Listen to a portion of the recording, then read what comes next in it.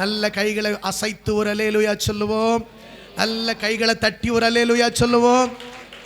ஹல்லேலூயா. நம்ம பக்கத்தில் உள்ளவங்க கையை பிடிச்சு சொல்லுங்க, கர்த்தருக்குள் சந்தோஷமாயிருங்கள், கர்த்தருக்குள் சந்தோஷமாயிருங்கள் என்று மறுபடியும் உங்களுக்கு சொல்லுகிறேன். ஹல்லேலூயா. கர்த்தர் நல்லவர். ஆண்டவருடைய நாமம் மகிமைப்படுவதாக. கர்த்தர் நல்லவர். இந்த நாளிலும் ஆண்டவருடைய வார்த்தையை நாம் இந்த மாதத்தில் தேவன் நமக்கு கொடுத்த அந்த கீவேர்டு, அந்த வார்த்தையை வைத்து நம்ம தியானிக்கிறோம்.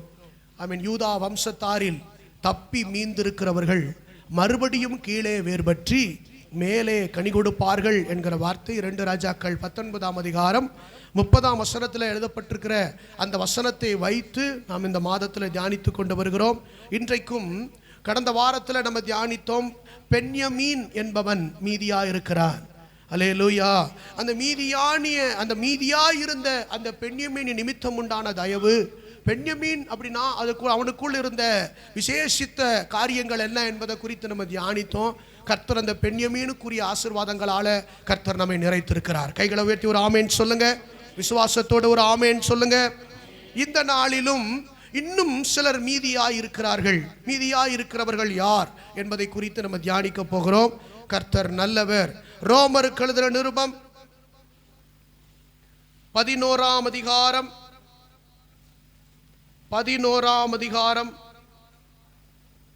கர்த்தர் நல்லவர், கர்த்தர் நல்லவர். ஸ்தோத்திரம்.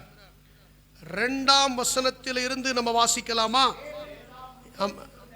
தேவன் தாம் முன்னறிந்து கொண்ட தம்முடைய ஜனங்களை தள்ளிவிடவில்லை. எலியாவை குறித்து சொல்லிய இடத்தில் வேதம் சொல்லுகிறதை அறியீர்களா? அவன் தேவனை நோக்கி, கர்த்தாவே, உம்முடைய தீர்க்கதரிசிகளை அவர்கள் கொலை செய்து உம்முடைய பலிபீடங்களை இடித்து போட்டார்கள். நான் ஒருவன் மாத்திரம் மீதியாயிருக்கிறேன்.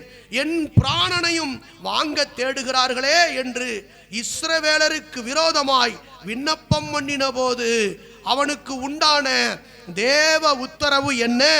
பகாலுக்கு முன்பாக முழங்கால் படியிடாத 7000 பேரை எனக்காக மீதியாக வைத்தேன் என்பதே. அப்படி போல இக்காலத்திலேயும் கிருபையினாலே உண்டாகும் தெரிந்து கொள்ளுதலின்படி ஒரு பங்கு. கைகளை உயர்த்தி ஒரு ஆமேன் சொல்லுங்க. எலியாவினுடைய காரியத்தை இங்க ரோமாபுரி சபைக்கு பவுல் எழுதும்போது சொல்லுகிறார். எலியாவை குறித்து சொல்லுகிற போது அவன் தேவனை நோக்கி சொல்லுகிறார், நான் ஒருவன் மாத்திரம் நான் மீதியாயிருக்கிறேன். நிறைய தீர்க்கதரிசிகளை அங்கே அநேகர் கொன்று போட்டு விட்டார்கள், நான் ஒருவன் மாத்திரம் மீதியா இருக்கிறேன் என்று சொல்லி அவன் தேவனை நோக்கி ஜெபம் பண்ணின போது அங்க ஆண்டவர் அந்த எலியாவுக்கு சொல்லுகிறார், இல்ல எலியாவே, நீ ஒருவன் மாத்திரம்னு நீ நினைக்காத. இப்படி பாகாலுக்கு முன்பாக முழங்கால் படியிடாத இன்னும் ஒரு 7000 பேரை நான் மறைத்து வைத்திருக்கிறேன். நான் மீதியாய் ஒளித்து வைத்திருக்கிறேன். அல்லேலூயா சொல்லுங்க. அன்னைக்கு அந்த 7000 பேரை நான் மறைச்சு வச்சிருக்கிறேன், அது மீதியான ஜனம், அதை நான் ஒளிச்சு வச்சிருக்கிறேன்னு சொன்னது போல, அப்படி போல இக்காலத்திலேயும் கிருபையினாலே உண்டாகும் தெரிந்து கொள்ளுதலின்படி ஒரு பங்கு மீதியாயிருக்கிறது. அல்லேலூயா சொல்லுங்க. அப்ப அன்றைக்கு ஒரு 7000 பேரை கர்த்தர் தம்முடைய ராஜ்யத்துக்கென்று அவர் ஒளித்து வைத்தது போல, அவர் மறைத்து வைத்தது போல, அவர் மீதியாக வைத்திருந்தது போல, இக்காலத்திலேயும் இந்த கிருபையின் காலத்தில், இந்த எழுப்புதலின் காலத்தில் ஒரு கூட்டத்தை கர்த்தர் மீதியாக வைத்திருக்கிறார். நல்ல கைகளை உயர்த்தி ஒரு ஆமென் சொல்லுங்க. கர்த்தர் ஒரு கூட்டத்தை மீதியா வச்சிருக்கிறார். அப்ப உங்களை என்னையும் கர்த்தர் தெரிந்து கொண்டிருக்கிறார்னா நம்ம அந்த மீதியாக வைக்கப்பட்ட ஜனம். பக்கத்தில் கைப்பிடித்து சொல்லுங்க, நம்மை கர்த்தர் தெரிந்து கொண்டிருக்கிறார், நாம் மீதியாக வைக்கப்பட்ட ஜனம். அல்லேலூயா. எலியா சொன்னா, நான் ஒருத்தன் தான் இருக்கிறேன் அப்படின்னு அவனுக்கு தாங்க முடியல. அவன் ரொம்ப சோர்ந்து போனான். ஆனால் ஆண்டவர் சொல்றார், எலியாவே, நீ மட்டும் நீ நினைக்காத, ஒரு 7000 பேரை அங்கங்க வச்சிருக்கேன். அல்லேலூயா சொல்லுங்க. அதே மாதிரி இப்ப கடைசி காலத்துல என்ன செஞ்சிருக்காராம்? வச்சிருக்காராம். இந்த ஏலிம் சபையில வச்சிருக்கார். அல்லேலூயா. ஒரு கூட்டத்தை ஒளிச்செடுச்சிருக்கிறாரு. ஒரு எலியாவை போல ஒரு கூட்டத்தை தேவன் வைத்திருக்கிறார். அல்லேலூயா. இன்னைக்கு எலியாவுக்கு போவதற்கு முன்பாக நான் ஒரு சிலரை நான் உங்களுக்கு காண்பித்து கொடுக்க விரும்புகிறேன். அல்லேலூயா. இந்த எலியாவுக்கு போறதுக்கு முன்னால இன்னும் கர்த்தருக்காக ஏதோ ஒரு சிறு கூட்டம் அவர்கள் நின்றார்கள். அல்லேலூயா. கர்த்தரால் அந்த ஒரு ஜனத்தை தெரிந்து கொள்ளப்பட்ட ஒரு கூட்டம் இருந்தது. அது யார் என்று நான் உங்களுக்கு காட்ட போகிறேன். போன வாரத்தில் பென்யமீன் அவன் மீதியா இருக்கிறான். அல்லேலூயா சொல்லுங்க, சந்தோஷமா சொல்லுங்க. அல்லேலூயா. ஆமென். அப்ப இன்னைக்கும் ஆண்டவர் அந்த மாதிரி ஒரு சில பேரை அங்கங்க வச்சிருந்தாரு. அத மாதிரி தான் நம்மளை கடைசி காலத்திலையும் வச்சிருக்காராம்.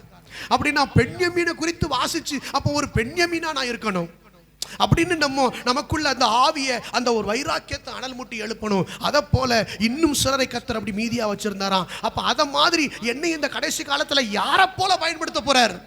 கொஞ்சம் கைகளை உயர்த்தி, எத்தனை பேருக்கு தெரிந்து கொள்ள ஆசை? கைகளை உயர்த்தி ஒரு ஆமென் சொல்லுங்க. அல்லேலூயா. வாசிக்கலாம் யாத்ராகமத்தின் புஸ்தகம். எலியாவுக்கு பின்னால வருவோம். யாத்ராகமத்தின் புஸ்தகம் 32ஆம் அதிகாரம். யாத்ராகமத்தின் புஸ்தகம் 32ஆம் அதிகாரம் 26ஆம் வசனம். சத்தமா வாசிக்கணும். பாளையத்தின் வாசலில் நின்று கர்த்தருடைய பட்சத்தில் இருக்கிறவர்கள் யார்? அவர்கள் என்னிடத்தில் சேரக்கடவர்கள் என்றான். அப்பொழுது லேவியின் புத்திரர் எல்லாரும் அவனிடத்தில் கூடி வந்தார்கள். அல்லேலூயா. அங்கே பாருங்க, மோசே அங்கே நின்னு ஸ்தோத்திரம் ஒரு சத்தத்தை கொடுத்து இஸ்ரவேல் ஜனங்களிடத்துல ஒரு கேள்வி கேட்கிறாரு. யாரு கேட்கிறா? மோசே. யாரு கேட்கிறா? கொஞ்சம் சொல்லுங்க, வாயை திறந்து சொல்லுங்க. மோசே கேட்கிறாரு. இப்ப இஸ்ரவேல் ஜனங்களுக்குள்ள ஒரு சம்பவம் நடந்துட்டு, இஸ்ரவேல் ஜனங்களுக்குள்ள ஆமென் ஒரு தேவனுக்கு பிரியமில்லாத ஒரு காரியம் வந்துட்டு, உடனே அங்க பாருங்க ஜனங்கள் எல்லாரும் தங்களை கெடுத்து கொண்டு விட்டார்கள். ஜனங்கள் எல்லாரும் தங்களை என்ன செஞ்சிட்டாங்க? மோசே 40 நாள் சீனாய் மலையில போய் ஜெபம் பண்ணி கொண்டிருக்கிறார். கர்த்தர் அங்க பேசி இஸ்ரவேல் ஜனங்கள் நடக்க வேண்டிய கட்டளைகள், பிரமாணங்கள் இவைகள் எல்லாம் மோசேக்கு என்ன செய்றாரு? எழுதி கொடுக்கிறாரு. அப்படித்தானே? நம்ம ஏதாவது ஒன்று சொல்லுங்க. அல்லேலூயா. எழுதி கொடுக்கிறாரு. அந்த எழுதி கர்த்தர் அந்த 40 நாளும் மோசேயோட பேசிக்கிட்டு இருக்கிறாரு. அந்த பேசிக்கொண்டிருக்கிற அதே சமயத்துல ஆண்டவர் சொல்லுகிறார், மோசே நீ இறங்கி போ. ஏன் தெரியுமா? அங்கே நீ விட்டுட்டு வந்த ஜனங்கள் தங்களை கெடுத்து கொண்டார்கள். அல்லேலூயா. ஆமென். ஸ்தோத்திரம். கெடுத்து கொண்டார்கள். அதனால நீ சீக்கிரமா இறங்கி போ அப்படின்னு சொல்லி அங்கே கர்த்தர் சொல்லுகிறார். அல்லேலூயா. எங்க வாசிக்கலாம்? 32ஆம் அதிகாரம். ஆமென். ஸ்தோத்திரம். 7ஆம் வசனம். அப்பொழுது கர்த்தர் மோசேயை நோக்கி, நீ இறங்கி போ, எகிப்து தேசத்தில் இருந்து நீ நடத்தி கொண்டு வந்த உன் ஜனங்கள் தங்களை கெடுத்து கொண்டார்கள். ஸ்தோத்திரம். கெடுத்து கொண்டார்கள். அதனால நீ சீக்கிரம் இறங்கி போ அப்படின்னு ஆண்டவரே சொல்றார். இந்த வார்த்தையை கொஞ்சம் நீங்க கவனிக்கிறீங்களா? அல்லேலூயா. இந்த வசனங்கள்ல சில ஆழங்கள் இருக்கு. நான் அப்படியே போனா உள்ள போயிருவேன்னு பார்க்கிறேன். கர்த்தருக்கு ஸ்தோத்திரம். அல்லேலூயா. ஆமென். ஸ்தோத்திரம். சொல்றாரு பாருங்க, கொஞ்சம் அடுத்த வசனத்தையும் வாசிங்க, உங்களுக்கு புரியும். வாசிங்க. அவர்களுக்கு நான் விதித்த வழியை அவர்கள் சீக்கிரமாய் விட்டு விலகினார்கள். அவர்கள் தங்களுக்கு ஒரு கன்று குட்டியை வார்ப்பித்து அதை பணிந்து கொண்டு அதற்கு பலியிட்டு, இஸ்ரவேலரே, உங்களை எகிப்து தேசத்திலிருந்து அழைத்து கொண்டு வந்த தெய்வங்கள், அவருக்கு செலுத்த வேண்டிய மகிமையை வேற எதுக்காவது செலுத்துகிற போது இந்த தேவனுக்கு என்ன வந்துடும்? என் மகிமையை நான் வேறு ஒருவருக்கும் கோட்டேன் ஆண்டவர் சொல்லி இருக்கிறார். இவங்க என்ன பண்ணிட்டாங்க? மோசே கீழே இறங்கி வர தாமதிக்கிறதை கண்டு இவங்க எல்லாரும் ஆரோனை சொல்லிட்டாங்க. ஆரோனை பார்த்து, ஆரோன் மோசே போய் 40 நாள் ஆச்சு.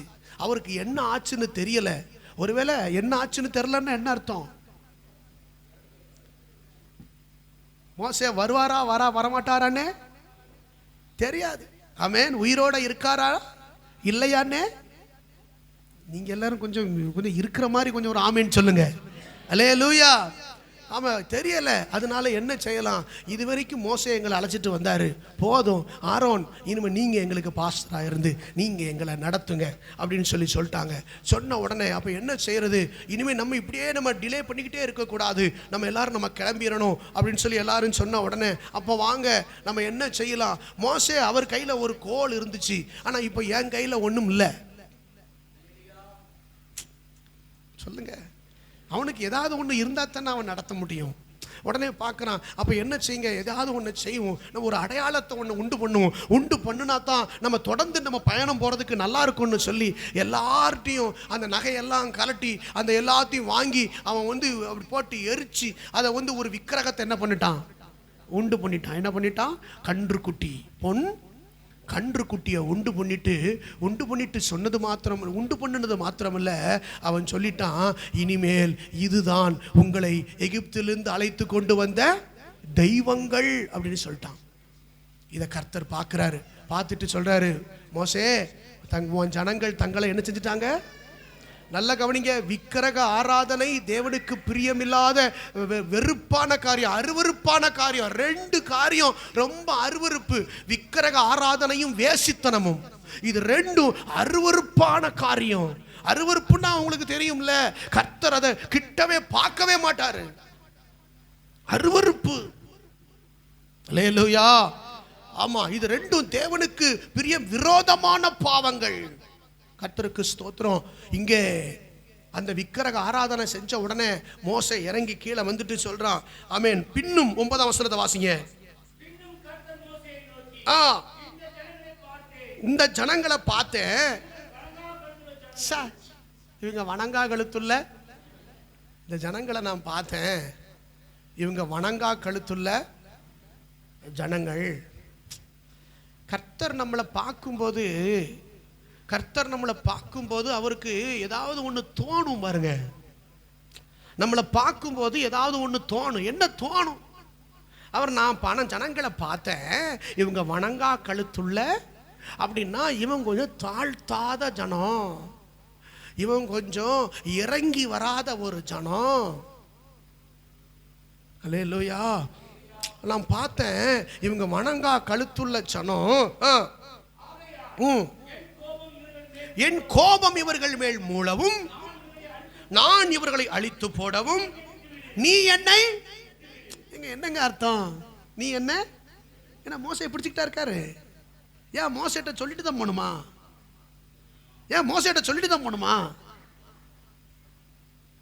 அல்லேலூயா. நீ என்னை விட்டு விடு. அல்லேலூயா. எங்க ஒரு மனுஷங்க, எனக்கு இந்த மனுஷனை தியானிக்கும் போது சந்தோஷமா இருக்கு. மோசே ஒரு மனுஷன், அந்த ஒன்னு மனுஷனுக்கு அப்படி சொல்ல, நீ என்ன விட்டுரு அப்படின்னா என்ன யார் தடுத்துக்கிட்டு இருக்கிறா? ஒன் மேன், ஒரு மோசே. இந்த ஜனம் பாவம் செஞ்சுட்டு நீ விட்டுரு மோசே, நான் உன்னை பெரிய ஆளாக்கிடுறேன், உன் குடும்பத்தை பெரிய ஜாதி ஆக்கிடுறேன், உன்னை உயர்த்திடுறேன், உன்னை ஆசீர்வதிச்சிடுறேன். ஆனா இந்த ஜனம் வணங்கா கழுத்துள்ள ஜனம், இவன் எல்லாம் எனக்கு செலுத்த வேண்டிய மகிமையை விக்கிரகங்களை செலுத்தி கொண்டு இருக்கிறான். அதனால நான் அவங்களால அழிச்சு விடுறேன், நீ என்ன விட்டுரு. அல்லேலூயா. மோசே நமக்கு இப்படி ஒரு வாக்குத்தத்தம் கிடைச்சா போதும். அப்படித்தானே? யாரு என்னென்ன போனா என்ன, நம்ம நல்லா இருந்தா. ஆபிரகாமுக்கு அப்படித்தானே சொன்னாரு, நான் உன்னை ஆசீர்வதித்து உன்னை பெரிய ஜாதி ஆக்குவேன். அதே மாதிரி இப்போ சொல்றாரு, ஆபிரகாம் அவ்வளவு ஆசீர்வதிச்ச மாதிரி என்னையும் ஆசீர்வதிப்பாரோ அப்படின்னு மோசே நினைச்சிருந்தா.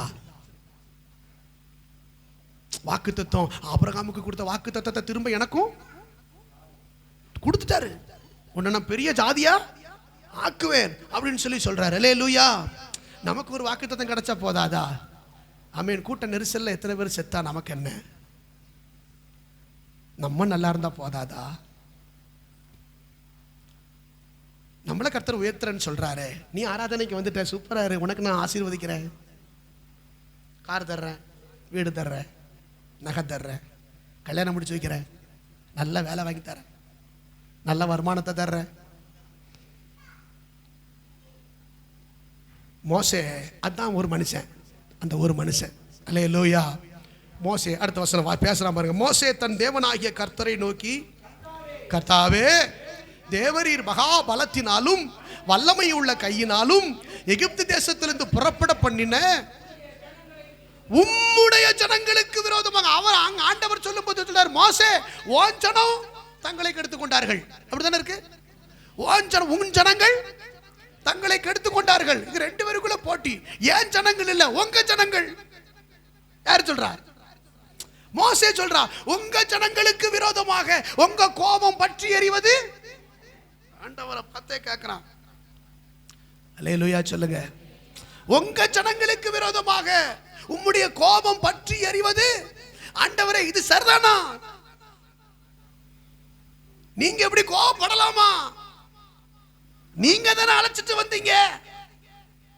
அல்லேலூயா சொல்லுங்க. நீங்க தானே ரட்சித்து கொண்டு வந்தீங்க, நீங்க தானே விடுவிச்சு கொண்டு வந்தீங்க, நீங்க தானே பாதுகாத்து வந்தீங்க. இப்படி வனாந்தரத்துல கொண்டு வந்து நீங்க அவங்களை அழிக்கணும்னு நினைச்சா அன்னைக்கே அவங்கள சாக விட்டுருக்கலாமே. ஏன் அவங்கள தேடி போய் ரட்சித்திருக்கணும்? அல்லேலூயா சொல்லுங்க. ஏன் இன்னைக்கும் சில காரியங்கள்ல கர்த்தர் கிருபையின் தேவன், இரக்கங்களின் தேவன், அன்றைக்கு அழைத்தவர் அதே அன்போடு இன்றைக்கும் நம்மை வழி நடத்த வல்லவரா இருக்கிறார். கைகளை உயர்த்தி ஒரு ஆமென் சொல்லுங்க. உம்முடைய கோபம் பற்றி எறிவது என்ன? அடுத்த வசனம். வழியில் அவர்களை கொன்று போடவும்.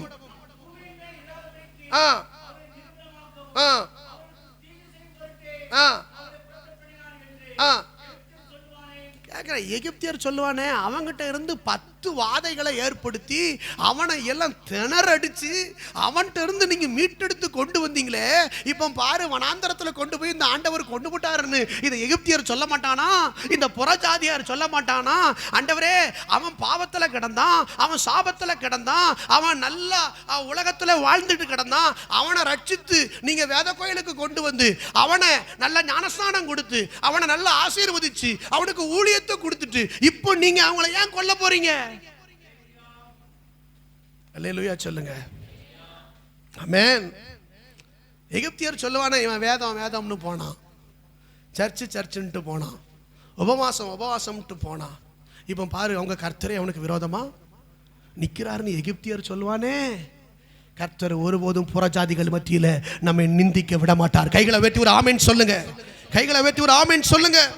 உங்களை அழைத்தவர் உண்மை உள்ளவர், உங்களை ரட்சித்தவர் உண்மை உள்ளவர். இந்த தேவன் என்றென்றும் உள்ள சதா காலங்களிலும் நம்முடைய தேவன்.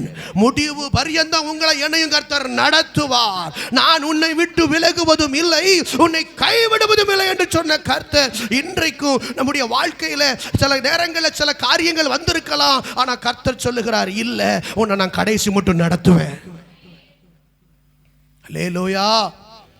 உடனே அதை பார்த்து, ஆண்டவரே, நீர் அவர்கள் மேல் பரிதாபம் கொள்ளும் அப்படின்னு சொல்லி அங்கே மோசே ஜெபம் பண்ணி 13ஆம் வசனத்தில் கடைசியில் பார்க்கிறோம், கெஞ்சி பிரார்த்தித்தான்.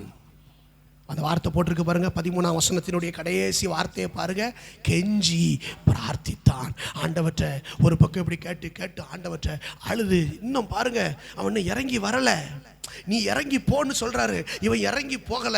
அந்த ஜனங்கள் பூரா கெடுத்துக்கிட்டான், அப்படி செஞ்சுட்டான். இவன் இறங்கி வர்றதுக்கு முன்னாடி சொல்லிட்டாரு, என்ன பூமியில என்ன நடக்கு, கீழே அங்க தலைமையில இஸ்ரவேல் ஜனங்கள் என்ன பண்றாங்க மோசே கிட்ட எங்க வந்துதான் தெரியணும்னு இல்லைங்க மோசேக்கு.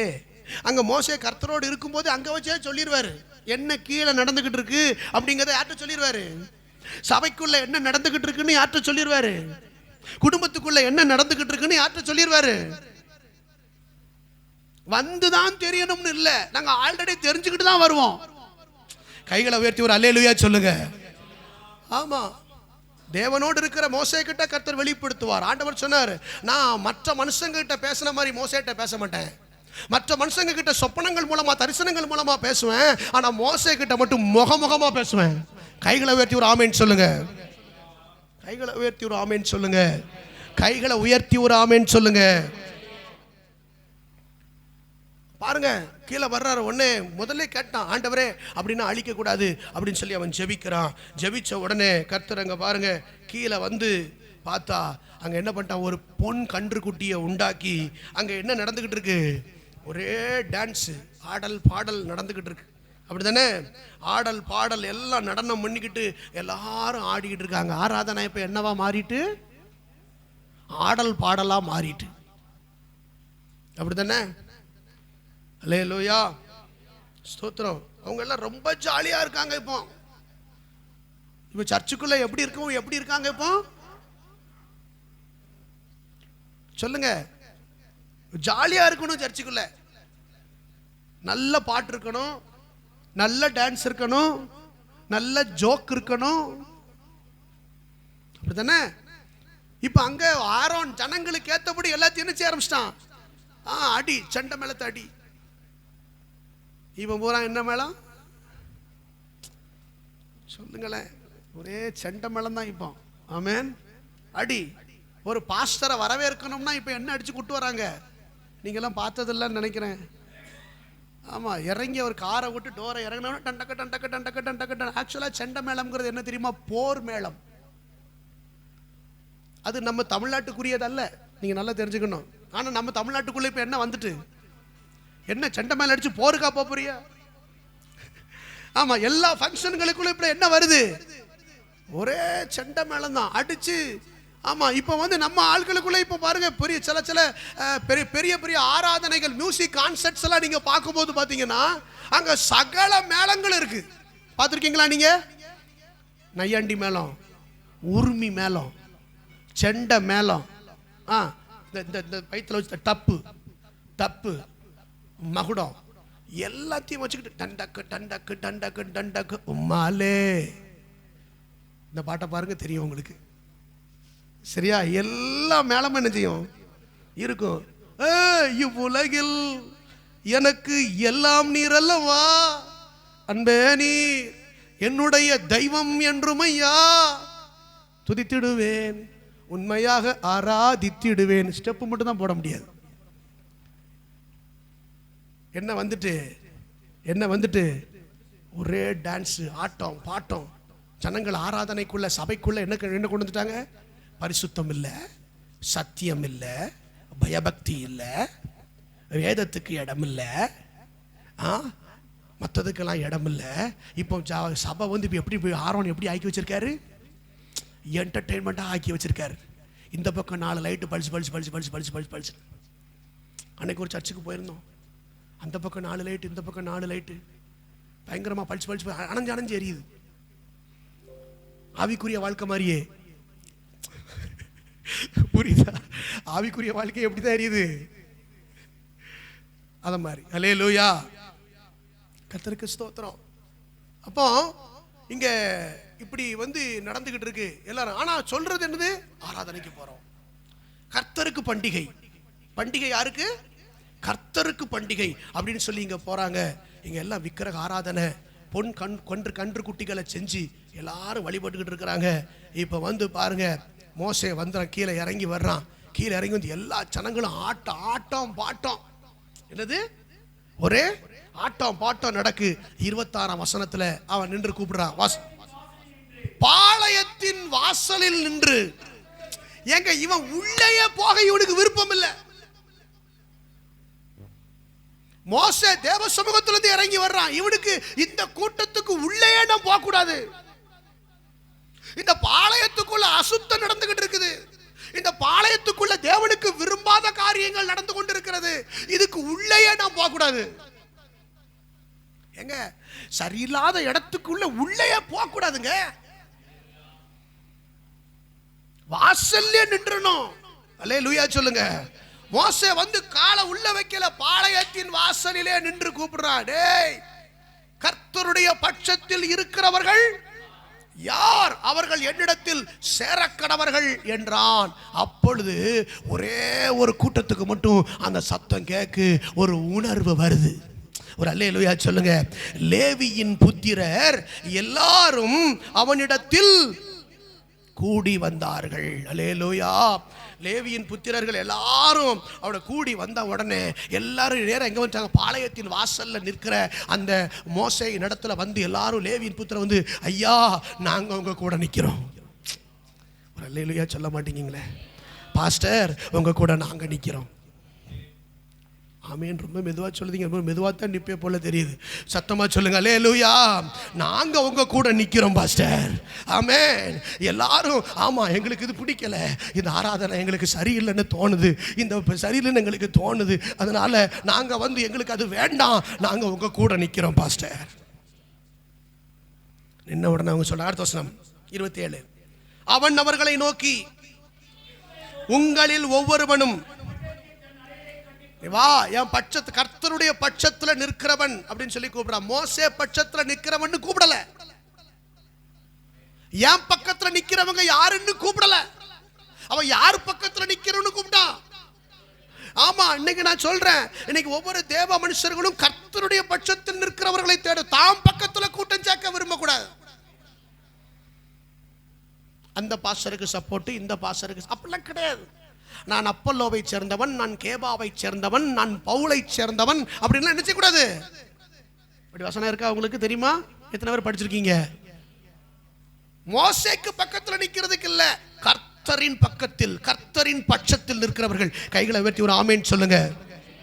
உடனே வந்தாங்க. உடனே அவன் சொல்றான், எல்லாரும் அவனவன் தன் பட்டயத்தை தன் அறையிலே கட்டிக்கொண்டு பாளையமெங்கும் உள்ளும் புறமும் வாசலுக்கு வாசல் போய் ஒவ்வொன்றும் தன் தன் சகோதரனையும், ஒவ்வொருவன் தன் தன் சிநேகிதனையும், ஒவ்வொருவன் தன் தன் அயலானையும் கொன்று போட கடவன் என்று இஸ்ரவேலின் தேவனாகிய கர்த்தர் சொல்லுகிறார் என்றான். அல்லேலூயா. வா என் பட்சத்தில் நிக்கிறேன்னு சொன்னா பார்த்தாது, செய்ய வேண்டியதை செய்யணும். என்னது செய்ய வேண்டியதை செய்யணும் அப்படின்னா, ஒவ்வொருவனும் உன் பட்டயத்தை எடு. உன் பட்டயத்தில் ஒவ்வொருவனும் ஒவ்வொருத்தரும் வீட்டுக்கு போ, வாசலுக்கு வாசல் போ. சகோதரன்னு பார்க்காத, உனக்கு ரொம்ப க்ளோஸ் ஃப்ரெண்டுன்னு பார்க்காத, பட்டயத்தை வச்சு வெட்டுன்ட்டார். அல்லேலூயா. பாஸ்டர் எங்களுக்கு இப்படி ஒரு வாய்ப்பு கிடைக்குமா பாஸ்டர்? அல்லேலூயா.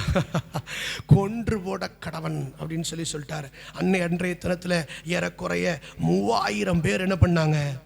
அல்லேலூயா. பட்டயம் என்றால் இன்னைக்கு என்ன? ஆவியின் வசனம். பட்டயமாகிய ஆவியின் வசனம். அல்லேலூயா. ஆமா, வசனத்தை சொல்லுங்க, வசனத்தின்படி நில்லுங்க.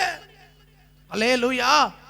ஆண்டவர் உங்களுக்கு கொடுத்திருக்கிற பட்டயம் என்ன? வசனம். அந்த வசனத்தை வச்சு நீங்க யாரா இருந்தாலும் வசனத்துக்கு விரோதமா நீங்க யாரும் உங்களுக்கு நீங்க சப்போர்ட் பண்ணக்கூடாது. அல்லேலூயா சொல்லுங்க. இது ரொம்ப முக்கியம். நான் ரொம்ப காம்ப்ரமைஸ் பண்றேன், நான் ரொம்ப அட்ஜஸ்ட் பண்ணி போறேன் அப்படின்லாம் என்ன செய்யக்கூடாது. ஏன்னா லேவியின் புத்திரர் கர்த்தரின் பட்சத்தில் நிற்கிறவர்கள் வசனத்தை பட்டயமாக பிடிச்சுக்கிட்டு நிக்கணும். கைகளை உயர்த்தி ஒரு ஆமென் சொல்லுங்க. அல்லேலூயா. ஆமா, ஸ்தோத்திரம். இந்த வசனத்தை சொன்னா என் ஃப்ரெண்ட் என்னை விட்டு விலகிடுவாரு, இந்த வசனத்தை சொன்னா என் சகோதரன் என்னை விட்டு விலகிடுவாரு அப்படின்லாம் கர்த்தர் பட்சத்தில் நிற்கிறவன் என்ன செய்யக்கூடாது, யோசிக்கவே கூடாது. உனக்கு தெரிஞ்ச பட்டயத்தை வச்சு வெட்டு. கைகளை உயர்த்தி ஒரு ஆமென் சொல்லுங்க. ஏன் தெரியுமா? ஒரு பெரிய விக்கிரக ஆராதனை, அதுக்கு நீ துணை பெறக்கூடாது.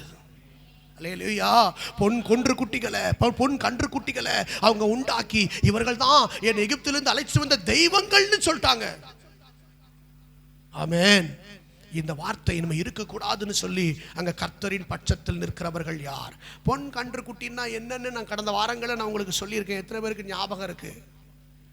எத்தனை பேருக்கு ஞாபகம் இருக்கு? பொன் கன்று குட்டி, இங்க ஆரோன் செய்த பொன் கன்று குட்டி அங்க பிற்காலத்துல அது அப்படியே தொடர்ந்து வந்து யெரொபெயாம் என்கிற ஒரு மனுஷன், ஒரு ராஜா, அவன் பொன் கன்று குட்டிகளை அவன் வார்ப்பித்து அவன் அங்கங்க வச்சுட்டான். எத்தனை பேருக்கு ஞாபகம் இருக்கு?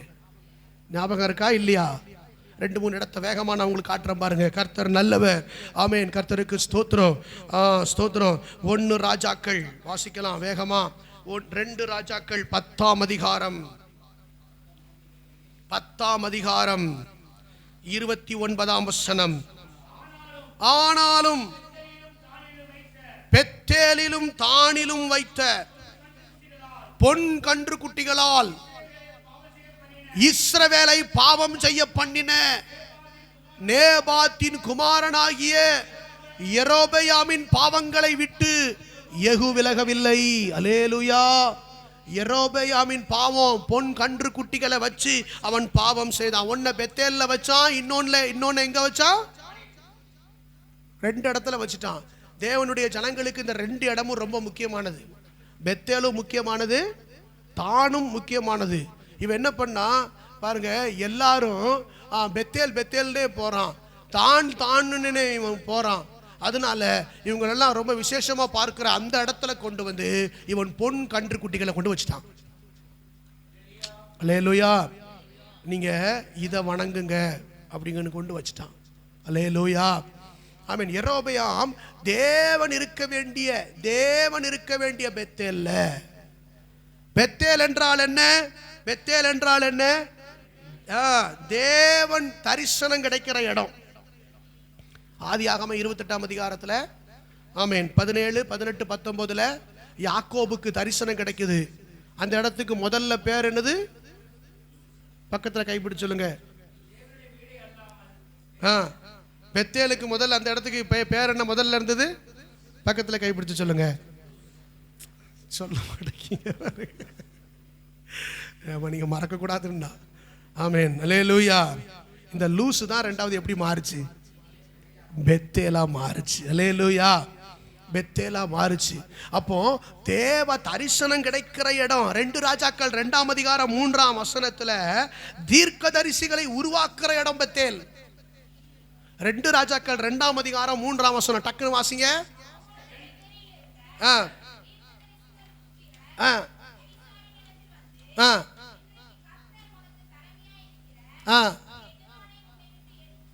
அப்படின்னா பெத்தேலில் இருந்த தீர்க்கதரிசிகள் புத்திரர். அப்ப பெத்தேல் இருந்து தீர்க்கதரிசிகளை உருவாக்குகிற இடம்.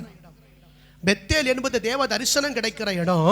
பெத்தேல் என்பது தீர்க்க தரிசிகளை உருவாக்குகிற இடம். 2 நாளாகமம் 35:18 பெத்தேலிலே பஸ்காவை ஆசரிப்பார்கள்.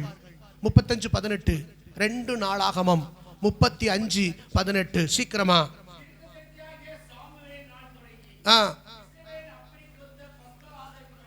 ஆமென். பாத்தீங்களா? பாருங்க, சொல்லப்பட்டிருக்கிறது அந்த பெத்தேலிலே அவர்கள் எல்லாரும் பஸ்காவை ஆசரித்தார்கள்.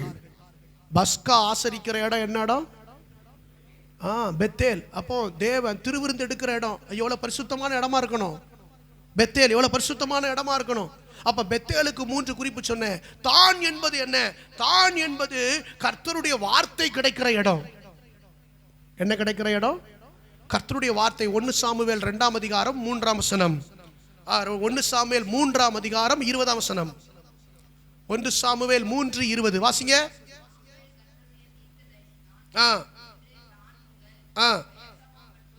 தான் முதல் பாருங்க, கர்த்தருடைய தீர்க்கதரிசி தான் என்று தான் முதல்.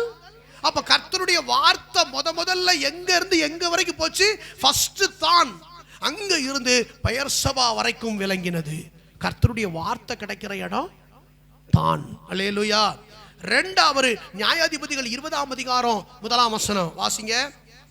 நியாயாதிபதிகள் 20ஆம் அதிகாரம் 1ஆம் வசனம். டைரியில எழுதுறவங்களுக்காக சொல்றேன் குறிப்பு.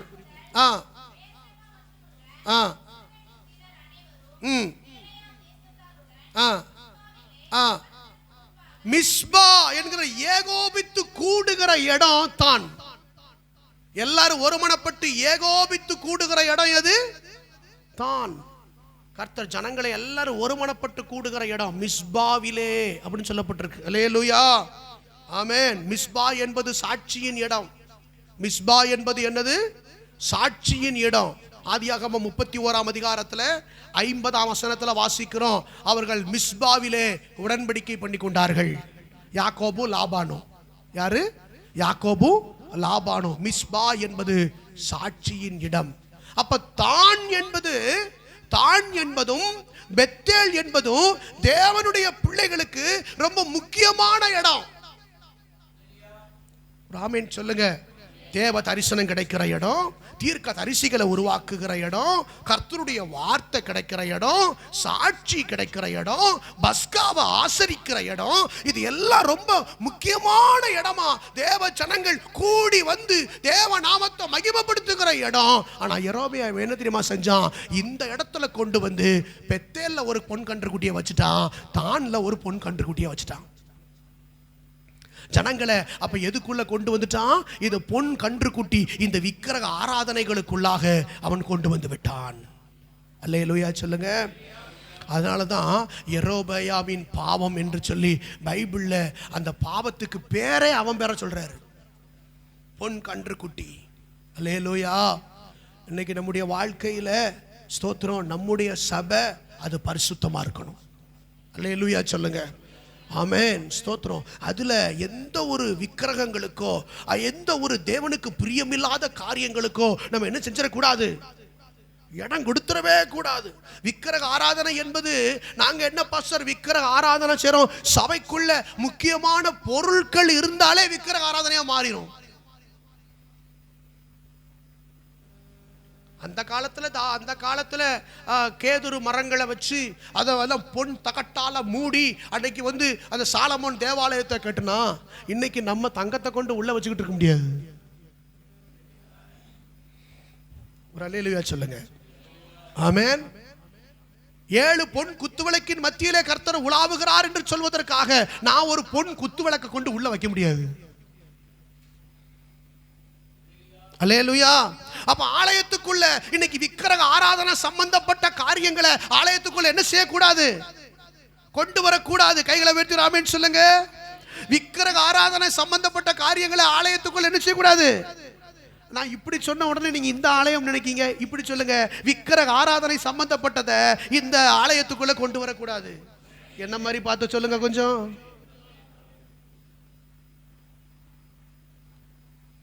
பாத்தீங்களா? நீங்க தேவ தரிசனம் பெறுகிற பெத்தேல். அல்லேலூயா. உங்களுக்குள்ள ஒரு தீர்க்கதரிசி உருவாக்கிக்கிட்டே இருக்கிறாரு. உங்களுக்குள்ள கர்த்தருடைய வார்த்தை புறப்பட்டு வந்துகிட்டே இருக்குது. நீங்க தான் சாட்சியின் இடம். உங்களை அப்படிப்பட்ட ஆலயமா வச்சிருக்காரு. இதுல கொண்டு போய் இந்த பொன் கன்றுக்குட்டி என்ன செஞ்சிடக்கூடாது. புதிய ஏற்பாட்டில் வாசிக்கிறோம், பொருள் ஆசை ஆகிய விக்கிரக ஆராதனை. எது மேல ஆசை? இந்த தேவாலயத்துக்கு எது மேல ஆசை கிடையாது. பொருட்கள் மேல கண்ணு போச்சுன்னா சொல்ல மாட்டேங்க. பொருட்கள் மேல கண்ணு போச்சுன்னா போச்சையா உன் அபிஷேகம். ஆட்கள் மேல கண்ணு போச்சுன்னா அம்போதா ஓ அபிஷேகம். காத்துக்கொள் காத்துக்கொள், பெற்றுக்கொண்ட அபிஷேகத்தை காத்துக்கொள். இப்படி ஒரு பாட்டை கேட்டிருக்க மாட்டேல நீங்க?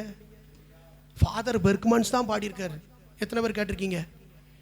பொருட்கள் மேல கண்ணு போச்சுன்னா சொல்ல மாட்டேங்க. பார்த்தீங்களா? அப்பவே தெரியுது, மிகுந்த அமைதல் உண்டாகும் போதே தெரிகிறது இந்த பாடல் பாடுவதற்கு நான் கொஞ்சம் தகுதி இல்லாமல் இருக்கிறேன் என்பதை நீங்கள் உறுதிப்படுத்துகிறீர்கள். பலத்த மௌனம், அரை மணி நேரம் பரலோகத்தில். ஒரு அல்லேலூயா சொல்லுங்க. பொன் கண்ணுக்குட்டிக்கு என்ன செய்யப்படாது, இடம் கொடுக்கக்கூடாது. ஒரு அல்லேலூயா சொல்லுங்க. அது யெரொபெயாமின் பாவம். அல்லேலூயா. அன்னைக்கு அந்த ஆரோன் செஞ்சு வச்சான் பார்த்தீங்களா, அது தொடர்ந்துகிட்டே வருது. அது தொடர்ந்துகிட்டே வருது. என்ன தொடர்ந்துகிட்டே வருது? சர்ச்சு நடக்கு, ஆராதனை நடக்கு, ஜெபம் நடக்கு, ஆனா கண்ணுக்குட்டி போகல.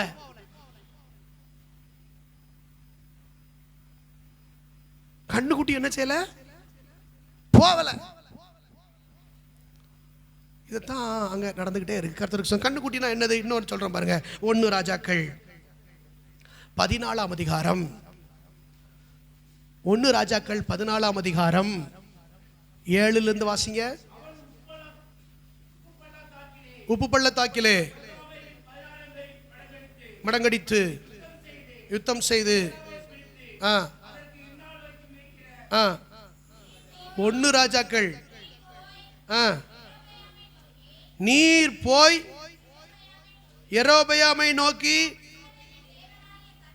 இஸ்ரவேலின் தேவனாகிய கர்த்தர் சொல்லுகிறது என்னவென்றால், ஜனத்தினின்று உன்னை நான் உயர்த்தி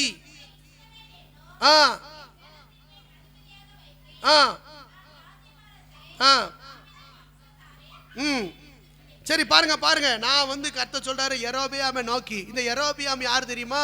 சாலமோனுடைய வேலைக்காரன். யாரு? கொஞ்சம் வாயை திறந்து சொல்லுங்க. சாலமோனுடைய வேலைக்காரன். வேலைக்காரனை இப்போ கர்த்தர் என்ன ஆக்கி வச்சிருக்காரு? ராஜாவாக்கி வச்சிருக்கிறாரு. அப்ப சாதாரணமா இருந்த ஒரு வேலைக்காரனை இப்ப கர்த்தர் என்னவா மாத்திட்டாரு? ராஜாவா மாத்திட்டார். அதான் சொல்றாரு, சனத்தில் இருந்து உன்னை நான் உயர்த்தி உன்னை இஸ்ரவேல் என்னும் சனத்தின் மேல் அதிபதியாக, உன்னை நான் அதிபதியாக நான் வைத்தேன். நான் ராஜ்யபாரத்தை தாவீது வம்சத்தாரின் கையிலிருந்து புடுங்கி, உனக்கு கிடைக்க வேண்டியதே கிடையாது இந்த நன்மை, உனக்கு கிடைக்க வேண்டியதே கிடையாது இந்த ஆசீர்வாதம், இது வேற யாருக்கோ உரியது, ஆனா புடுங்கி நான் உன் கையில கொடுத்தேன். அல்லேலூயா சொல்லுங்க. ஆமா, இப்ப நமக்கு வந்திருக்கிற ரட்சிப்பு யாருக்குரியதுன்னு நீங்க நினைக்கீங்க? நமக்கு கிடைச்சிருக்கிற ரட்சிப்பு யாருக்கு உடையதுன்னு சொல்லுங்க? இஸ்ரவேலருக்குரியது. ராமேன் சொல்லுங்களேன். அவர் தமக்கு சொந்தமானதிலே வந்தார், சொந்தமானவர்களோ அவரை ஏற்றுக்கொள்ளவில்லை. அல்லேலூயா. அவர் இஸ்ரவேலருக்கு வந்து அவங்க ஏற்றுக்கொள்ளாததுனால புறஜாதியார் ஆகிய நமக்கு இப்ப என்ன கிடைச்சிட்டு? ரட்சிப்பு கிடைச்சிட்டு. அல்லேலூயா சொல்லுங்க. நான் சொல்றேன், இஸ்ரவேல்ட்ட இருந்து புடுங்கி நம்மகிட்ட கொடுத்துட்டாரு. அல்லேலூயா. புடுங்கி அவன் கையில கொடுத்தேன்.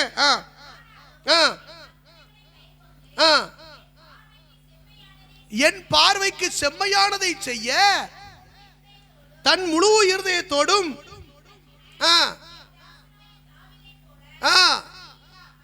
தாவீத போல நீ, தாவீதின் ஸ்தானத்தை உனக்கு கொடுத்தேன், ஆனா தாவீத போல நீ நடக்கல.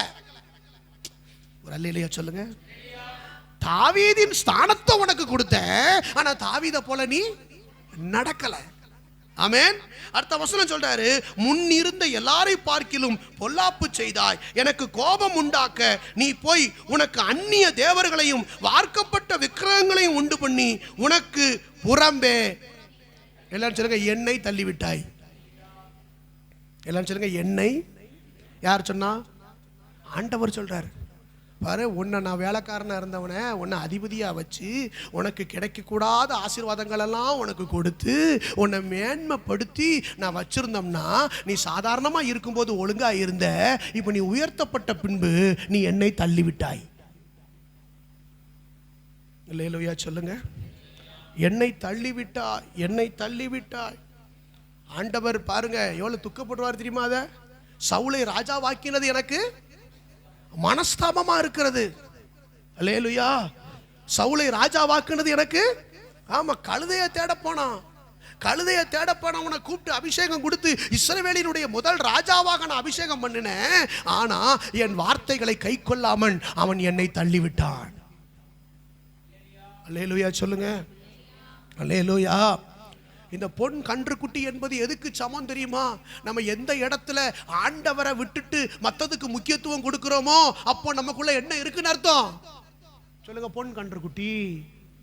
கர்த்தரை வைக்க வேண்டிய இடத்துல நம்ம விட்டுட்டு அந்த இடத்துல வேற யாருக்கு முக்கியத்துவம் கொடுத்தாலும் நம்ம யாருக்கு உள்ள வச்சிருக்கோம்னு அர்த்தம் பொன் கன்றுக்குட்டி. அல்லேலூயா சொல்லுங்க. ரொம்ப முக்கியம், ரொம்ப முக்கியம். இன்னைக்கு நான் சொல்றேன், சபையில எனக்கு சில பாஸ்டர்களை பிடிக்கும், இந்த பாஸ்டர் தான் எனக்கு அப்படின்னு சொல்லி இந்த பாஸ்டர் சொன்னீங்கன்னா விக்கிரக ஆராதனை. நல்லா தெரிஞ்சுக்கிடுங்க. பாஸ்டர் நல்ல பாட்டு பாடுறாரு, நல்ல ஆராதனை நடத்துறாரு, நல்ல பிரசங்கம் பண்றாரு, நல்ல ஜெபம் நடத்துறாரு, நல்ல தீர்க்க தரிசனம்லாம் சொல்றாரு, பேயெல்லாம் துரத்துறாரு, அவர் வந்தாலே ஆசீர்வாதமா இருக்குன்னு சொல்லி பாஸ்டரை புகழ்ந்தீங்கன்னா அது விக்கிரக ஆராதனை. கைகளை உயர்த்தி ஒரு அல்லேலூயா சொல்லுங்க. பாஸ்டருக்கு போட்டா போட்டுறாதீங்க, புரியுதா? அல்லேலூயா. அப்ப கர்த்தர் சொல்றாரு, என்னை தள்ளி விட்டான், என்னை தள்ளி விட்டாய். நமக்கு நம்முடைய வாழ்க்கையில என்னைக்கும் கிறிஸ்துவுக்கு தான் முதலிடம். அல்லேலூயா சொல்லுங்க. அல்லேலூயா. ஆமா, சில அந்நிய தேவர்களை, சில பொன் கன்று குட்டிகளை நம்முடைய வாழ்க்கையில என்ன செய்யணும்? அதை விளக்கணும். ஆண்டவர் கர்த்தருடைய பட்சத்தில் நிற்கிறவர்கள் யார் அப்படின்னு சொன்ன உடனே லேவியின் புத்திரர்கள் வந்தார்கள். வந்த உடனே சொல்றாரு, அவன் போய் நீ இந்த பட்டயத்தை கொண்டு என்ன செய், வெட்டு. இந்த விக்கிரக ஆராதனை தேசத்தில் இருக்கக்கூடாது. கைகளை உயர்த்தி ஒரு ஆமீன் சொல்லுங்க. நான் சொல்றேன், சபைக்குள் இருக்கக்கூடாது, நம்ம குடும்பத்துக்குள் இருக்கக்கூடாது, நம்முடைய தனிப்பட்ட வாழ்க்கைக்குள்ள பொன் கன்றுக்குட்டி இருக்கக்கூடாது. அல்லேலூயா. கர்த்தரை தள்ளி வச்சிடாதீங்க. அம்மா, சாதாரணமா இருக்கிற நேரத்தில் ஆண்டவரே ஆண்டவரே ஆண்டவரேன்னு சொல்லுவோம். ஆனா கொஞ்சம் உயர்த்தப்பட்டு மேல வந்த பிறகு இப்ப ஆண்டவர் என்ன செஞ்சு விட்டுருவோம்? வசனங்களுக்கு துணிகரமா மீறி நடப்போம். யாரை தள்ளிட்டோம்? சவுல் செஞ்ச தப்பு அதுதானே. என் வார்த்தைகளை நீ மீறின, என்னை தள்ளி விட்டாய். அல்லேலூயா சொல்லுங்க. கர்த்தருக்கு முதலிடம் கொடுக்கணும். அந்த கர்த்தருக்கு முதலிடம் கொடுக்கலனாலே நம்ம கர்த்தரை தள்ளி விடுறோம்னு அர்த்தம். ஆண்டவர் சொல்றாரு, அந்நிய தேவர்களுக்கு உள்ள கொண்டு வந்துட்டான்னு அர்த்தம். அல்லேலூயா, ஆமென். பொன் கன்று குட்டினா இன்னொன்னு என்னது? வாசிங்க 2 ராஜாக்கள்ல. அதை விக்கிரக ஆராதனைக்கு சமமா 2 ராஜாக்கள்ல நீங்க வாசிச்சு பார்த்தீங்கன்னா, கர்த்தர் நல்லவர், கர்த்தர் நல்லவர். 2 ராஜாக்கள் 18ஆம் அதிகாரம் 4ஆம் வசனம்.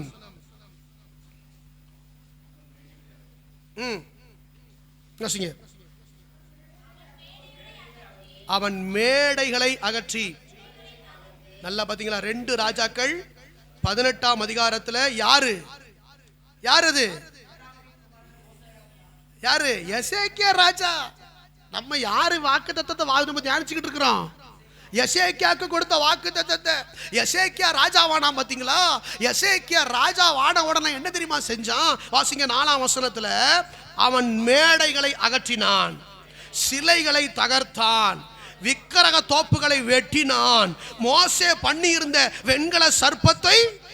இங்க ஒரு முக்கியமான ஒரு காரியம், பொன் கன்று குட்டி மட்டுமல்ல, அங்க வெண்கல சர்ப்பத்தையும் இந்த ஜனங்கள் விக்கிரகமாக மாற்றி வச்சிருந்தார்கள். என்னது? எல்லாரும் சொல்லுங்க, என்ன சர்ப்பம்? வெண்கல சர்ப்பம். வனாந்தரத்தில் இவர்கள் வரும்போது இவர்களை சர்ப்பங்கள் தீண்டினது. வனாந்தரத்தில் வரும்போது சர்ப்பங்கள் என்ன செஞ்சிச்சு? இந்த இஸ்ரவேல் ஜனங்களுடைய பிரயாணங்கள்ல அவங்கள கடிச்சுது. கடிச்ச உடனே அவங்களுக்கு வியாதி வந்துச்சு. வியாதி ஒன்ன உடனே, ஆண்டவரே என்ன செய்யறது? வனாந்தரத்தில் நான் எந்த ஆஸ்பத்திரியில் கூட்டு போய் காட்டேன் அப்படின்னு சொன்ன உடனே ஆண்டவர் சொன்னாரு, ஒரு வெண்கல சர்ப்பத்தை உண்டாக்கி அதை நீ நாட்டி வச்சு அதை யாரெல்லாம் நோக்கி பார்க்கிறாங்களோ அத்தனை பேரும் வாதையிலிருந்து, நோயிலிருந்து பிழைப்பார்கள். கைகளை வெட்டி ஒரு ஆமேன்னு சொல்லுங்க அப்படின்னு சொல்லி அன்னைக்கு வெண்கல சர்ப்பத்தை மோசையின் மூலமாய் ஆண்டவர் உண்டாக்க சொன்னார். இப்போ மோசே போயிட்டாரு, எது போகல. இவனு என்ன பண்ணிட்டான்? வர வர வெண்கல சர்ப்பத்துக்கு மாலையை போட்டான். வெண்கல சர்ப்பத்துக்கு மாலையை போட்டுட்டான். அந்த வெண்கல சர்ப்பத்துக்கு என்ன பண்ண ஆரம்பிச்சிட்டான்? இயேசுவை விட்டுட்டான், தேவனை விட்டுட்டான். அல்லேலூயா. இன்னைக்கு நம்ம ஊர்கள்லையும் பாருங்க, மயில் கல்லுக்கெல்லாம் மாலை போட்டுக்கிட்டு இருக்கிறான். புரியுதுல்ல? மயில் கல், மயில் காட்டும்ல, இத்தனை மைல், இத்தனை கிலோமீட்டர் அப்படின்னு காட்டும் பாருங்க. அந்த கல்லுக்கெல்லாம் என்ன பண்ணிட்டான்? நீங்க நான் கண்ணால் பார்த்தாங்க, இந்த முக்கில் இருக்கு.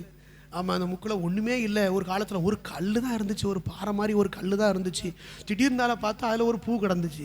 என்னடா இதில் ஒரு பூ கிடக்கு அப்படின்னு பார்த்தா இப்போ கோயில் கட்டிட்டான். இப்போ கவர்மெண்டுடைய அந்த கிலோமீட்டர் கல் என்னவா மாறிட்டு? இப்போ வருஷத்துக்கு ஒரு தடவை திருவிழாலாம் நடக்காதுக்கு. சே, நம்ம ஆட்களை பார்த்தீங்களா? கர்த்தருக்கு ஸ்தோத்திரம். இந்த மாதிரி மோசே வெண்கல சர்ப்பத்தை அந்த காலத்தில் வச்சான். இப்போ அதுக்கப்புறம் நீங்க பாத்தீங்கன்னா ஸ்தோத்திரம், யோசுவாவினுடைய காலத்துல இவங்க எல்லாரும் வனாந்தரத்துல வெண்கல சர்ப்பம் ஓகே. வனாந்தரத்தை தாண்டி கானானுக்கு வந்த பிறகு எதுக்கு இருக்கக்கூடாது? அதெல்லாம் அந்த யோர்தானை கடக்கும் போதே எல்லாம் கடந்துடணும். அல்லேலூயா சொல்லுங்க. ஆனா இவங்க திரும்பவும் அந்த வெண்கல சர்ப்பத்தை என்ன செய்யல? விடல. இப்பவும் வெண்கல சர்ப்பத்தை விழுந்து என்ன செஞ்சுக்கிட்டு இருக்கிறான்? கும்பிட்டுக்கிட்டு இருக்கிறான். சரி, இந்த வெண்கல சர்ப்பத்தை இது யாராவது அகற்றினாங்களான்னா ஒருத்தரும்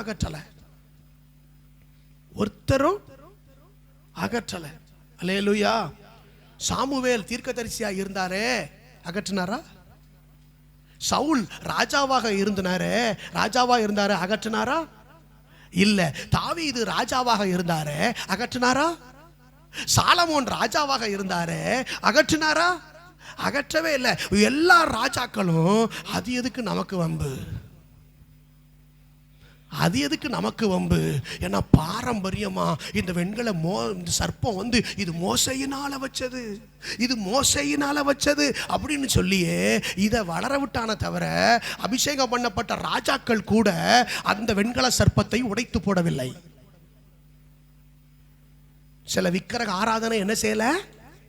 உடைச்சு போடல, உடைச்சு போடல, வளர்ந்துக்கிட்டே இருந்தது. ஏன் தெரியுமா உடைச்சு போடல? ஏன் உடைச்சு போடல? அது எங்கள் தகப்பனாகிய மோசையின் மூலமாய், அது வனாந்தரத்தில் எங்களை வழிநடத்தி கொண்டு வந்த எங்கள் மோசே மூலமா வச்சது. ரெண்டு எல்லாத்துக்குள்ள என்ன வந்து? சென்டிமெண்ட். என்ன வந்துட்டு? மோசே சென்டிமெண்ட். அதனால இப்ப ஜனங்களுக்கெல்லாம் மோசேன்னா பெரிய தெய்வமா நினைச்சுக்கிட்டு இருக்கிறாங்க. இப்ப மோசே வச்ச வெண்கல சர்ப்பத்தை உடைக்கணும்னு சொன்னா எல்லாரும் சண்டைக்கு வந்துடுவாங்கன்னு சொல்லி எல்லா ராஜாக்களும் என்ன செய்யல? அதை தொடவே இல்லை. எது சென்டிமெண்டான விஷயமோ அதை மற்றவங்க தொட மாட்டாங்க. அது வேண்டாம், நமக்கு எதுக்கு வம்பு அப்படின்னு சொல்லி இந்த ராஜாக்கள் எல்லாம் என்ன செஞ்சுட்டாங்க? கொஞ்சம் சொல்லுங்க, விட்டுட்டாங்க. அதெல்லாம் வாரம் பின்னால பாயிண்ட்டுக்கு வர்றேன் பாருங்க. அதெல்லாம் தொடவே கூடாது. நமக்கு ஒரு சென்டிமெண்ட். இப்போ எக்ஸாம்பிள் சொல்கிறேன் பாருங்களேன். நம்ம தமிழ்நாட்டில் சில சென்டிமெண்ட் இருக்கு. எந்த கட்சி ஆட்சிக்கு வந்தாலும் அதை தொடமாட்டான். எக்ஸாம்பிள் சொல்லட்டா? யூடியூப்ல போது பார்க்கட்டும், நோ ப்ராப்ளம். அல்லேலூயா. ஜல்லிக்கட்டுன்னு ஒன்று இருக்கு. இந்த ஜல்லிக்கட்டுன்னு ஒன்று இருக்கு பாருங்களேன். எந்த ஆட்சி வந்தாலும் ஜல்லிக்கட்டு மேல கை வைப்பானா? ஜல்லிக்கட்டு தேசத்துக்கு தேவையா? சொல்லுங்கள் மக்களே, சொல்லுங்க. இது நமக்கு தேவையா? நீங்க கேட்கீங்களா? நீங்க சொல்லுங்க, ஜல்லிக்கட்டு தேவையா? ஏன் தெரியுமா? அந்த நாட்கள்ல நம்ம ராஜாக்கள் குருடியில மன்னர்களா இருந்திருக்காங்க. அன்னைக்கு இவங்க யுத்தம் பண்ணுவதற்கு இவங்க வந்து மனுஷ பலத்தை, அந்த பலத்தினால சண்டை போடணுங்கிறதுக்காக தன் பலத்தை அந்த உடலை வந்து அந்த பலப்படுத்துவதற்கு, மெருகேற்றுவதற்கு அந்த என்ன செய்வாங்களா? மிருகங்களோடு சண்டை போட்டு தன்னுடைய பாடி பில்டிங் என்ன செய்வான்? ஏத்தி வச்சிருப்பானா. அப்பதான் 10 பேர் வந்தாலும் என்ன செய்யலாம்? யுத்தத்தில் அடிக்கலான்னு அந்த நாட்கள ராஜாக்கள் சில வாலிபர்களை ட்ரெயின் பண்ணி காளைகளோட மோத விட்டு. இப்ப ஜல்லிக்கட்டே கிடையாது. இப்ப நடக்கிற ஜல்லிக்கட்டு ஒரிஜினல் ஜல்லிக்கட்டு கிடையாது. என்ன தெரியுமா? இப்ப ஏன் தெரியுமா? அந்த என்னது அது? திமில். அந்த திமிலை பிடிச்சு தொங்கி ஒரு 2 நிமிஷம் தொங்கிட்டு வந்த உடனே அவன் ஜல்லிக்கட்டு அப்படி கிடையாது. ஆக்சுவலா கொம்ப பிடிச்சு என்ன செய்வான்? அந்த மாதிரி தன்னை வந்து அப்படியே. அதுக்காக தான் அந்த நாட்களில் வாலிபர்களை இந்த ஜல்லிக்கட்டு காலை மாறி வச்சு அவங்களோட போராடி இவங்களை யுத்தத்துக்கு ஆயத்தப்படுத்துவதுக்கு இந்த ராஜாக்கள் எல்லாம் அந்த நாட்களில் தயார் பண்ணியிருக்கான். இன்னைக்கு எந்த ராஜா என்ன யுத்தத்துக்கு போறான்? இது சென்டிமெண்ட் ஆயிட்டு. இது நம்ம தமிழ்நாட்டுக்கு என்ன ஆயிட்டு? சென்டிமெண்டான பிரச்சனை ஆயிட்டு. இப்போ பாருங்க, சென்டிமெண்டான அவன் முதல்ல கோயில் காலமா, முதல்ல வாடி வாசல்ல இருந்து எதை ஊற்றி விடுவான்? வாடி வாசலோ போடி வாசலோ, அந்த வாசல்ல இருந்து எதை ஊற்றி விடுவானோ? கோயில் காலை ஊற்றி விடுவான். நம்ம முதல்ல எங்க இருந்து ஸ்டார்ட் பண்றான்? விக்கிரக ஆராதனையிலேருந்து ஸ்டார்ட் பண்றான். ஸ்டார்ட் பண்ணி இந்த ஜல்லிக்கட்டை இவன் நடத்துறான். இவன் ஜல்லிக்கட்டுன்னு சொன்ன உடனே நம்ம மக்கள் பூரா என்ன செஞ்சிருந்தான்? போராடுவோம். எங்க லட்சக்கணக்கில் கூட்டிட்டான். உடனே நம்ம ஐயா, ஆமா, இங்க இருந்து போய் ராத்திரியா போய் பார்க்க வேண்டிய ஆளை பார்த்து கையில காலில் விழுந்து அது வாங்கி அதை போட்டு. இப்போ பாருங்க, வீர விளையாட்டு. அடப்பாவிகளா! இப்போ பாருங்க, இப்போ பாருங்க, இப்போ டிஎம்கே இருக்கு, அடுத்தால ஏடிஎம்கே இருக்கு. யாராவது ஜல்லிக்கட்டை டச் பண்ணுவாங்களா? ஏன் டச் பண்ணா என்ன போயிடும்? ஓட்டு போயிடும். ஏன்? இதை நம்ம தேவையே இல்லை. நம்ம சம்பாத்தியம் பண்ணோமா, நம்ம பாட்டில் ஒதுங்கினோமான்னு இருப்போம். நம்ம செல்வி ஜெயலலிதா அம்மா அவங்க பாருங்க, இடையில ஒரு ஆர்டர் போட்டாங்க. இனிமேல் கோயில்களில் நீங்கள் ஆடு மாடுகளை என்ன செய்யக்கூடாது? வெட்டக்கூடாதுன்னு ஒரு ஒரு சட்டத்தை கொண்டு வந்தாங்க. எத்தனை பேருக்கு தெரியும்? உடனே இங்க பயங்கர பிரச்சனை கிளம்பிட்டு, எப்படி செய்யலாம்? அது ஒண்ணுமில்ல. அடுத்த தடவை ஆட்சியிலேயே இல்லாம அந்த அம்மா என்ன பண்ணிட்டாங்க? ஓட்டு போடலை. மாத்து கட்சிக்கு ஓட்டு போட்டு அந்த 5 வருஷம் ஆட்சியே இல்லாமல் போயிட்டு. உடனே அந்த அம்மா பார்த்துச்சு, இந்த பயலோட்டு நம்ம நல்லதை சொன்னா இவன் கேட்க மாட்டாங்க, என்னன்னும் போது நம்ம ஆட்சிக்கு வரணும், நீங்கள் என்னமும் செய்யுங்க அப்படின்னு அந்த அம்மா என்ன செஞ்சுட்டு திரும்ப கையெழுத்த போட்டு பலிய சென்டிமெண்ட்டில் கையை வச்ச என்ன போயிடும்? பிரச்சனை வந்துடும், ஆட்சி போயிரும்னா உடனே. இப்போ இங்கே லோக்கல் கவர்மெண்ட் இப்படி யோசிக்கிற. இதே தான் சாமுவேலும் செய்யலை, சவுலும் செய்யலை, தாவீதும் செய்யலை, சாலமோனும் செய்யலை, தொடவே இல்லை. அல்லேலூயா சொல்லுங்க. ஆமென். சில விஷயத்தை பிரேக் பண்ணாம அவ்வளவு பேர் என்ன செஞ்சுட்டான், கை கொட்டுக்கிட்டே வந்துட்டான். வெங்கல சர்ப்பத்துக்கு இப்ப மாலை போட்டு நடந்துகிட்டு இருக்கு. ஆனா வர்றாரு ஹீரோ எசேக்கியா. கைகளை வச்சு அல்லேலூயா சொல்லுங்க. ஆமென் சொல்லுங்க. எசேக்கியா வர்றாரு. அல்லேலூயா. வந்தார் பாரு. மோசே வச்சா என்ன, யார் வச்சா என்ன, இந்த வெண்கல சர்ப்பத்தை நீ விக்கிரகமாக வணங்குவாயானா இந்த வெண்கல சர்ப்பத்தை முதல்ல உடைச்சு போடு. அல்லேலூயா. உடைச்சு போட்டான் பாருங்க விக்கிரக ஆராதனையை. நான் சொல்றேன், எத்தனையோ அந்த பாஸ்டருக்கு தெரியாததா, இந்த பாஸ்டருக்கு தெரியாததா, இவர் புதுசா சொல்ல வந்துட்டாருன்னு நினைக்கப்படாது. ஹலோ, நமக்கு முன்னால இருந்த சில பேர் சில விஷயத்தை தொடாம, வசனத்தை தொடாம, ஆமா அந்த பாஸ்டரோட இவர் பெரிய பாஸ்டராயா? ஏன் சவுல் தொடாததை எசேக்கியா தொடணுமா? தாவீது தொடாததை எசேக்கியா தொடணுமா? நான் சொல்றேன், வேதத்தின்படி விக்கிரக ஆராதனை ஆனால் யார் வச்சா என்ன உடைச்சு போடு. கைகளை வெட்டி ஒரு அல்லேலூயா சொல்லுங்க. ஆமென். யோசுவா கூட உடைக்கலங்க. யோசுவா உடைக்கல. நீங்க இத்தனை பேர் லிஸ்ட் அவுட் பண்ணி பாருங்க. யோசுவா உடைக்கல, சவுல் உடைக்கல, சாமுவேல் உடைக்கல, தாவீது உடைக்கல, சாலமோன் உடைக்கல. ஆனா அவர் எசேக்கியா உடைச்சான். நீங்க கடைசி காலத்தின் எழுப்புதலுக்காக தெரிந்து கொள்ளப்பட்டவர்கள். சில விக்கிரக ஆராதனை கிரியைகளை நீங்க உடைக்கும்படிதான் கர்த்தர் உங்களை அபிஷேகம் பண்ணி இருக்கிறார். உங்களுக்கு கூட இத்தனை ராஜாக்களுக்கு அபிஷேகம் எதுக்கு? இத்தனை ராஜாக்களுக்கு அபிஷேகம் எதுக்கு? நீங்க சொல்லுங்க. இந்த விக்கிரக ஆராதனையை உடைப்பதற்கு. ஆனா ஒரு ராஜாக்களும் உடைக்கவில்லை, எசேக்கியா உடைச்சான். அல்லேலூயா. நீங்க ஒரு பிரேக் த்ரூ கொடுக்கணும். ஆவிக்குரிய வாழ்க்கையில் நீங்க என்ன கொடுக்கணும்? ஒரு பிரேக் த்ரூ கொடுக்கணும். அல்லேலூயா. ஆமென். நீங்க ஒரு திருப்பு முனையை ஏற்படுத்தணும். எல்லாரும் செஞ்சுட்டாங்க, அதப்படியே வாழ இல்ல. உங்களுக்கு வேதம் என்ன கற்பிக்கிறதோ, உங்களுக்கு எது விக்கிரக ஆராதனை என்று உணர்த்தப்படுகிறதோ, அது யாரா இருந்தாலும் சரிதான். அது உன் சகோதரன் ஆனாலும், உன் சிநேகிதன் ஆனாலும், உன் சொந்த குடும்பம் ஆனாலும் வெட்டு. வசனத்தை வச்சு வெட்டு. அல்லேலூயா. பாளையத்தில் கர்த்தரின் பட்சத்தில் நிற்கிறவன் யார்? கேட்கிறார்.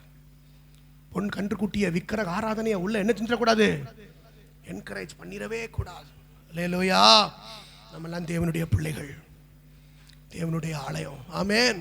நமக்கு கொடுக்கப்பட்ட அபிஷேகம் எதுக்கு சொல்லுங்க? அபிஷேகம் எதுக்கு?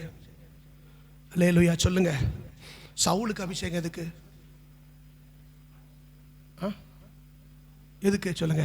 பெலிஸ்தியரை அழிப்பதற்கு. அப்படித்தானே? கிதியோனுக்கு அபிஷேகம் எதுக்கு? மீதியானியரை அழிப்பதற்கு. மோசேக்கும் யோசுவாவுக்கும் கொடுத்த அழைப்பும் அபிஷேகம் எதற்கு? அமலேக்கியனை அழிப்பதற்கு. ஆமென் சொல்லுங்க. அப்ப எல்லாருக்கும் அபிஷேகம் கொடுக்கப்பட்டதுக்கு பின்பாக சில விக்கிரக ஆராதனைகளை, சில வெண்கல சர்ப்பங்களை, சில பொன் கன்று குட்டிகளை அழிப்பதற்கு தான் தேவன் என்ன கொடுத்திருக்கிறாரு? அபிஷேகம் கொடுத்திருக்கிறார். அல்லேலூயா சொல்லுங்க. இப்ப நான் வர்ற எலியாவுக்கு, எலியாவுக்கு அபிஷேகம் கொடுத்தது எதுக்கு சொல்லுங்க? சொல்லுங்க. பாகால்களை அப்படியா? யேசபேலின் ஆவியை அழிப்பதற்கு. அல்லேலூயா சொல்லுங்க. வானத்திலிருந்து அக்கினி இறக்கினவன் எலியா. வானத்தை 3.5 வருஷம் அடைத்து போட்டவன் எலியா. கர்த்தருக்காக வெகு பக்தி வைராக்கியமாய் இருந்தவன் எலியா. ஆனா பெற்றுக்கொண்ட அபிஷேகம் எதுக்கு தெரியுமா? யேசபேலை அழிப்பதற்கு. ஆனா யேசபேலை பார்த்து பயந்துட்டான். யேசபேலை பார்த்து பயந்துட்டான். அவ உன்னை கொன்னுருவன் சொன்ன உடனே இவன் சொல்றான், எல்லா தீர்க்கதரிசிகளையும் அவ கொண்டு போட்டுட்டா, என்னையும் நான் கொண்டு போட்டுற கூடாதுன்னு போய் இவன் எங்க போய் ஒளிஞ்சு கிடக்குறான்? எங்க போய்? எங்க போய் சொல்லுங்க? சொல்லுங்க. சொன்னது சரிதான் சொல்லுங்க. சூரச்செடி. அதுக்கப்புறம் இது சிங்கக்கெபி. ஆமென். கர்த்தர் வந்து பேசுறாரு. நான் சொல்றேன், நீங்க எலியாவா இருந்தாலும் கூட அழிக்க வேண்டியதை அழிக்கணும். கைகளை வச்சு ஆமென் சொல்லுங்க. எலியா விட்டுட்டான். எலியா விட்டுட்டான். யேசபேலுக்கு பயந்து போய் ஒளிஞ்சுக்கிட்டான். யேசபேலுக்கு பயந்து போய் ஒளிஞ்சுக்கிட்டான். கர்த்தர் வந்து பேசுறாரு, ஏ எலியாவே, உனக்கு இங்க என்ன வேலை? இந்த சிங்க கவியில உனக்கு என்ன வேலை? நீ எழுந்து போஜனம் பண்ணு, நீ எந்தி வா, வெளியே வா, உனக்கு என்ன வேலைன்னு கர்த்தர் கூப்பிடாரு. பக்கத்துல கைப்பிடிச்சு சொல்லுங்க, உங்க வேலையை நீங்க செய்யணும். பெற்றுக்கொண்ட அபிஷேகத்துக்கு பாத்திரமானா நீங்க நடந்து கொள்ளணும். அல்லேலூயா. இல்லன்னா உங்க அபிஷேகம் வேஸ்ட் இல்ல. அழிக்க வேண்டியது என்ன செஞ்சிடணும்? யேசபேலின் ஆவிகள் என்ன செய்யணும்? அழிக்கணும். கர்த்தருக்கு ஸ்தோத்திரம். ஆனா இவன் போய் ஒளிஞ்சுக்கிட்டான். கர்த்தர் கூப்பிட்டு பேசுறாரு. இன்னைக்கு சிலரோடு கர்த்தர் பேசுகிறார், உங்களை கூப்பிட்டு பேசுகிறார். நீ அழிக்க வேண்டியவர்கள் இன்னும் அழிக்கல. பயப்படாத, உனக்கு கொடுத்த அபிஷேகமே அழிக்கிறதுக்கு தான். அல்லேலூயா. நீ மீதியா இருக்கிறவன், நீ செலக்ட் பண்ணப்பட்டவன், நீ ஒருத்தன் தான் மீதி இருக்கிறன்னு சொல்ற பத்தியா? ஆண்டவர் சொல்றாரு, ஒன்ன மாதிரி 7000 பேரை நான் ஒளிச்சு வச்சிருக்கேன். அங்க அவன் அடிச்சுக்கிட்டே வருவான், நீயும் அடிக்கணும். அல்லேலூயா சொல்லுங்க. அழிக்க வேண்டியதை என்ன செய்யணும்? அழிக்கணும். ஆமென். யேசபேலுக்கு போய் பயந்துக்கிட்டான். உடனே சொல்றாரு, எலியா நீ செட் ஆக மாட்ட. எலியா நீ செட் ஆக மாட்ட. போ, எலிசான்னு ஒருத்தர் இருக்கான், அவனை உன் ஸ்தானத்துக்கு கொண்டு வா. அடுத்தால ஆசகேல்னு ஒருத்தர் இருக்கான், அவனை போய் அபிஷேகம் பண்ணு. அடுத்தால யெகூன்னு ஒருத்தர் இருக்கான், அவனை போய் அபிஷேகம் பண்ணு. உன் அபிஷேகத்தை. ஏன்னா என் நோக்கம் என்ன தெரியுமா? உன்னை வச்சு யேசபேலை அழிக்கணும்னு தான். ஆனா நீ சரியில்லைன்னு சொன்னா அதுக்காக நான் யேசபேலை விட்டுற மாட்டேன், யேசபேலை அழிச்சே தீர்வேன். கைகளை வெட்டி ஒரு அல்லேலூயா சொல்லுங்க.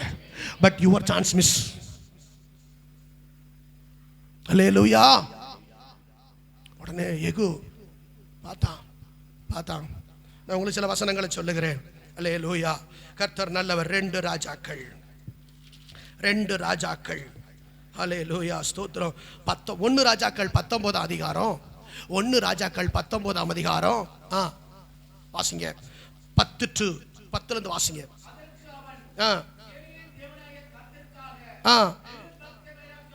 வெகு பக்தி வைராக்கியமாய் இருந்தேன். இஸ்ரவேல் புத்திரர் உமது உடன்படிக்கையை நல்ல கவனிங்க தள்ளி விட்டார்கள். உம்முடைய படிபிடங்களை இடித்து உம்முடைய தீர்க்கதரிசிகளை பட்டயத்தினால் கொன்று போட்டார்கள். யார் சொன்னா? நான் ஒருவன் மாத்திரம் மீதியா இருக்கிறேன், என் பிராணனையும் என்னையும் கொல்லதுக்கு தேடுகிறார்கள். அதனால அப்பொழுது அவர் அவன் சொன்னதை காதலியே வாங்கல. யாரு?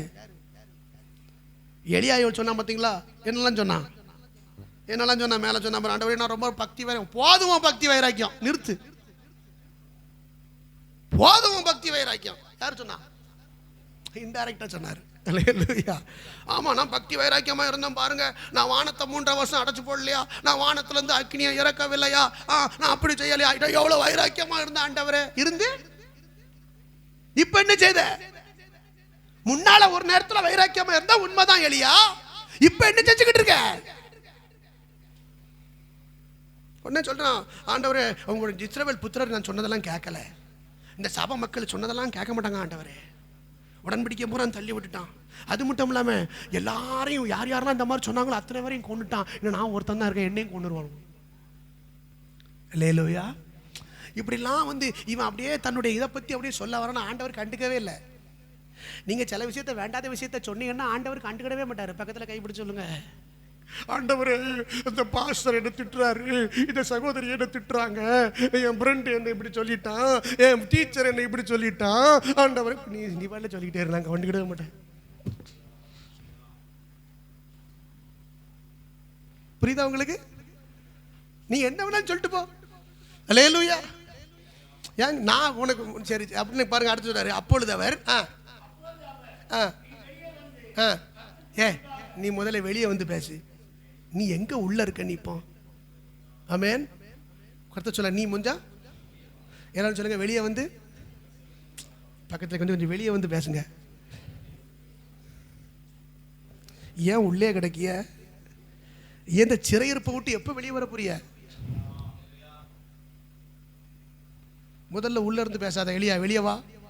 அல்லேலூயா. ஆண்டவருக்கு வெளியே வந்தா தான் முதல்ல பேசவே பிடிக்கும். ஒரு அல்லேலூயா சொல்லுங்க. இருக்கிற விஷயத்தை விட்டு, பிரச்சனையை விட்டு வா, முதல்ல வெளியா. லாசருவே நீ முதல்ல வா வெளியே, அதுக்கப்புறம் மற்றதை பார்ப்போம். அல்லேலூயா. ஆமென். பிரச்சனையை விட்டு வெளியே வா, பாவத்தை விட்டு வெளியே வா, தண்டனையை விட்டு வெளியே வா, போராட்டத்தை விட்டு வெளியே வா. ஆமென்.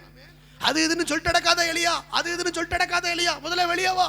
வெளியே வந்த உடனே அப்பொழுது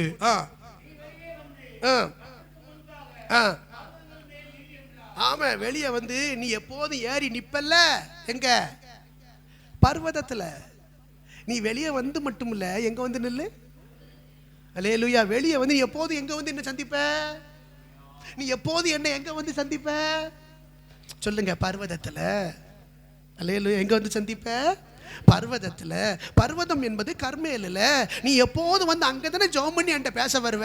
இப்ப நீ முதல்ல வெளியே வா, வந்து மேலே ஏறி நின்று என்கிட்ட பேச வேண்டிய இடத்துக்கு போல நீ வா. முதல்ல ஜெபத்துக்கு வா, முதல்ல உபவாசத்துக்கு வா, முதல்ல வேத வாசிப்புக்கு வா, பைபிள் ஸ்டடிக்கு வா, அதுக்கப்புறம் பேசு. அல்லேலூயா. வெளியே வந்து பர்வதத்தில் நில் அப்படின்னு சொன்ன உடனே இவன் வந்துட்டான். வெளியே வந்து நிக்கிறான். கர்த்தர் என்ன பண்ணாரு? அல்லேலூயா சொல்லுங்க. அல்லேலூயா. ஆமென். அவர் கர்த்தர் கடந்து போனாராம். என்ன நடந்துச்சு பாருங்க.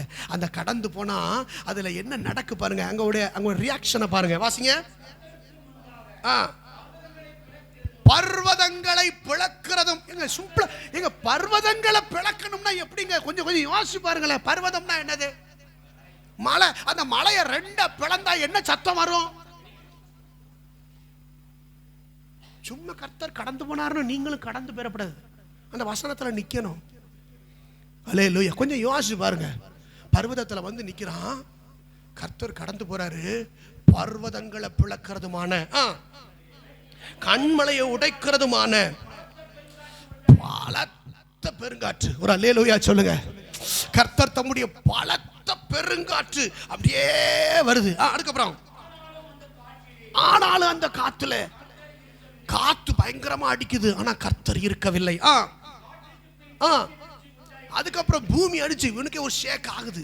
பூமி அதிர்ச்சி உண்டானது. அந்த பூமி அதிர்ச்சியிலும் கர்த்தர் இருக்கவில்லை. அதுக்கப்புறம் பூமி அதிர்ச்சிக்கு பின் அக்கினி உண்டாயிற்று. அக்கினியும் கர்த்தர் இவ்வளவும் காட்டுறாரு. யார்கிட்ட இவ்வளவையும்? எதெல்லாம் காட்டுறாரு? எதெல்லாம் காட்டுறாரு? பெருங்காற்று. என்ன காட்டுறாரு? கொஞ்சம் சொல்லுங்க. பெருங்காற்று. அதுக்கப்புறம் என்ன காட்டினாரு? பூமி அதிர்ச்சி. அதுக்கப்புறம் என்ன காட்டினாரு? அக்கினி. இந்த மூணையும் காட்டுறாரு. ஏன் காட்டுறாரு? டேய், நான் சர்வ வல்லமை உள்ள தேவன், என்னால செய்யக்கூடாத அதிசயமான காரியம் ஒண்ணுமில்ல. நான் சகலத்தையும் நான் சொல்ல ஆகும், நான் கட்டளையிட நிற்கும் என்று சொல்லி கொஞ்சம் இயற்கையை அசைச்சு காட்டுறாரு. இந்த சாதாரண பொம்பளை ஏசபேலுக்காண்டி பயந்து போயிருக்கிற எலியா பாத்தீங்களா? காட்டுறாரு பாத்தீங்களா? பெருங்காற்று என்பது என்ன? அபிஷேகம். அக்கினி என்பது என்ன? அபிஷேகம். பயங்கரமான அபிஷேகம். அல்லேலூயா. நான் சொல்றேன், உங்க அபிஷேகத்துக்கு முன்னால எந்த வல்லமை நிற்க முடியாது. அல்லேலூயா. அது பெருங்காற்று, அது பலத்த அக்கினி காட்டுறாரு. ஆமென். அவ்வளவும் காட்டிட்டு இப்போ சாஃப்டா பேசுறாரு எலியா. எங்க இவ்வளவு பெரிய அபிஷேகத்தை வச்சிருக்கிற கர்த்தர் உங்ககிட்ட என்கிட்ட எப்படி பேசுறாரு? சாஃப்டா பேசுறாரு. எலியா, எலியா, வாட் a God. கொஞ்சம் கைகளை தட்ட மாட்டீங்களா? ஓ, கொஞ்சம் கைகளை தட்ட மாட்டீங்களா? அப்படி அபிஷேகம், பயங்கரமான அபிஷேகம். அதெல்லாம் அடக்கி கொண்டு தம்முடைய பிள்ளைகளிடத்துல மெல்லிய சத்தத்தோடு பேசுறாரு. ஆமென். மெல்லிய சத்தத்தோடு பேசணும். அப்போ அதை எலியா கேட்டபோது பயந்து போய் என்ன செய்யறான்? முகத்தை மூடிக்கொண்டு என்ன செய்கிறான்? அல்லேலூயா. ஆமென்.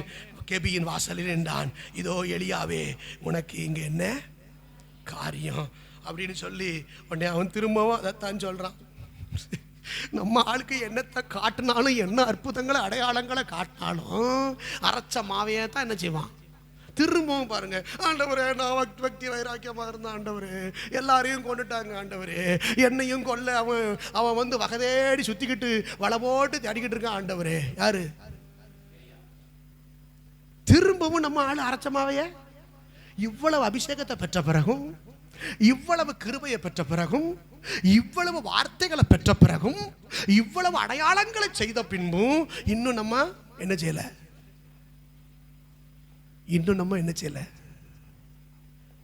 சத்தமா சொல்லுங்க, கொஞ்சம் சத்தமா சொல்லுங்களேன், பயப்படாம சொல்லுங்க.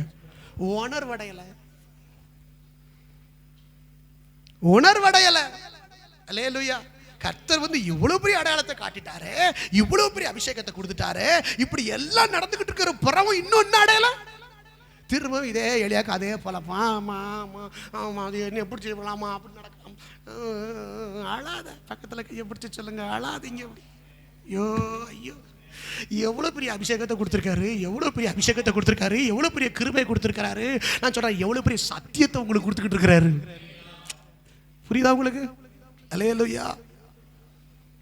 ஆனா இன்னும் எலியா அரைச்ச மாவையே அரைச்சிக்கிட்டு இன்னும் நான் செத்து போவோம் போலையே. அப்பதான் சொல்ல, டேய் நீ அடிக்கடி செத்து போவோன்னு சொல்ற, உன்னை சாவவே விட மாட்டேன்டா. யாரு? கர்த்தர். ஆமென். பூமியில 2 பேருக்கு தான் அந்த சான்ஸ். ஒன்னு ஏனோக்கு, இன்னொன்னு உனக்கு. மரணத்தை காணாதபடிக்கு ஒன்று எடுத்துக்கொண்டுருவேன். கைகளை வேர்த்து ஒரு அல்லேலூயா சொல்லுங்க. நீ என்கிட்ட சாக போறேன்னா உன்னை சாவ விடுவேன்னா, பக்கத்தில் சாவ விடுவோம்னு சொல்லாதீங்க. அல்லேலூயா. செத்துருவோம்னு சொல்லாத. எலியா திரும்ப ஆண்டவரே போதும் கர்த்தாவே எடுத்துக்கொள்ளும். அல்லேலூயா. கர்த்தர் சொல்லிட்டாரு, ஆமென், ஸ்தோத்திரம். போ, உனக்கு நீ இதே தான் அரைச்சிக்கிட்டே இருப்ப. நான் உன்னை வச்சே நான் அடிக்கலாம்னு நினைச்சேன், உன்னை வச்சே இந்த ஊழியத்தில் அப்படியே கொண்டு போகலாம்னு நான் நினைச்சேன். ஆனால் நீ இந்த ஊழியத்துக்கு சரிப்பட்டு வரமாட்ட போல தெரியுது. எந்த ஊழியத்துக்கு? ஏசபேலை அழிக்கிற ஊழியத்துக்கு.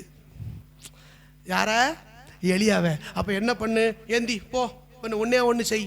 நீ இப்படி தான் நான் சொல்லிக்கிட்டே எனக்கு போகிற, இதே தான் சொல்லிக்கிட்டு இருக்க போகிற, இப்போ ஒன்று செய் அப்படின்னு சொல்லி 15ஆம் வசனத்தில் சொல்கிறாரு.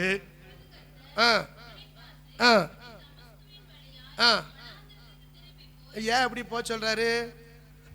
நீ இப்போ நீ தான் ஏசபேலுக்கு பயந்து போய் கிடைக்கிய, உன் ரூட்டையே நான் வேற ரூட்டில் தான் அனுப்ப வேண்டியிருக்கு பாவி. இது ஆண்டவரை பார்த்தீங்களா? அல்லேலூயா. ஒரு மனுஷனை பயன்படுத்துறதுக்கும் ஒரு மனுஷனை எடுத்துக்கொள்றதுக்கும் எப்படிலாம் இறங்கி வர்றாரு. பக்கத்தில் கை பிடிச்சலுங்க, இறங்கி வர்றாரு. அல்லேலூயா. சிட்டிக்குள்ள கூடி போச்சோன்னா உன்னை எல்லாரும் பார்த்துருவாங்க, நீ பயப்படுவ. அதனால வனாந்தரத்தின் வழியா தமஸ்கு வழியா அப்படி கூடி போய் ஆசகேலை மீட் பண்ணி நேரா போய் ஆசகேலை போய் சீரியாவின் மேல ராஜாவாக. ஐயோ, இதுக்கு பிறவுமா இவ்வளவு சொன்ன பிறவுமா கர்த்தருடைய வார்த்தையை இன்னும் விசுவாசிக்காம அவன் என்ன கொன்னுருவான், ஏசபேல் என்ன கொன்னுருவான்னு சொல்லிக்கிட்டு இருந்த பிறவு கர்த்தர் சொல்றாரு, டேய் உன்னை வச்சு நான் என்னெல்லாம் நினைச்சுக்கிட்டு இருக்கேன். பக்கத்துல கை பிடிச்சது, உன்னை வச்சு நான் என்னெல்லாம் நினைச்சுக்கிட்டு இருக்கேன். அல்லேலூயா. நேரா போய் நீ தான் ராஜாவை அபிஷேகம் பண்ணணும். சீரியாவின் மேல ஆசைகளை ராஜாவை அபிஷேகம் பண்ணு. பக்கத்தில் கைப்பிடிச்ச, உங்களை கொண்டு கர்த்தர் அநேகரை அபிஷேகம் பண்ண போகிறார். அல்லேலூயா. எலியாவின் காலத்துல தப்பி மீந்தவர்கள் நீங்கள் நானும். அடுத்தால சொல்றாரு, யெகூவை இஸ்ரவேலின் மேல் ராஜாவாக. யெகூ போ, இது மட்டும் போதாது, நேரா அங்க போ, அன்னாருடைய யெகூவை போய் பாரு. அந்த யெகூவை இஸ்ரவேலின் மேல என்ன பண்ணு? அல்லேலூயா. நிறைய பேரை அபிஷேகம் பண்ணும்படியா கர்த்தர் உங்களை என்னையும் தெரிந்து கொண்டிருக்கிறார். நல்ல கைகளை வெட்டி ஒரு ஆமேன் சொல்லுங்க. இப்போ இந்த எலியாவை கொண்டு செய்ய வேண்டிய வேலையை இப்போ என்ன ஆண்டவர் பண்ணிட்டாரு? அங்கே டிரான்ஸ்ஃபர் பண்ணி எங்கே யார்கிட்ட கொடுத்துட்டாரு? யெகூ கிட்ட கொடுத்துட்டாரு. இப்போ ஏசபேலை அழிக்கிறது வேண்டியது நேராக யார் கைக்கு வந்துட்டுன்னா யெகூவினுடைய கைக்கு வந்துட்டு. கைகளை உயர்த்தி ஒரு அல்லேலூயா சொல்லுங்க. ஆனால் நம்ம விட்டுறப்படாது. என்ன இன்னைக்கு நம்ம தான் யெகூ, நம்ம தான் எலியா. எல்லா ஆவியும் மொத்தமாக சேர்த்து வச்சு அடிக்கும். ஒரு அல்லேலூயா சொல்லுங்க. வாசிங்க 1 ராஜாக்கள் 2 ராஜாக்கள் 9ஆம் அதிகாரம். வாசிங்க 2 ராஜாக்கள் 9ஆம் அதிகாரம் 2ஆம் வசனம். நீ அங்கே 9ஆம் அதிகாரம் 2ஆம் வசனம்.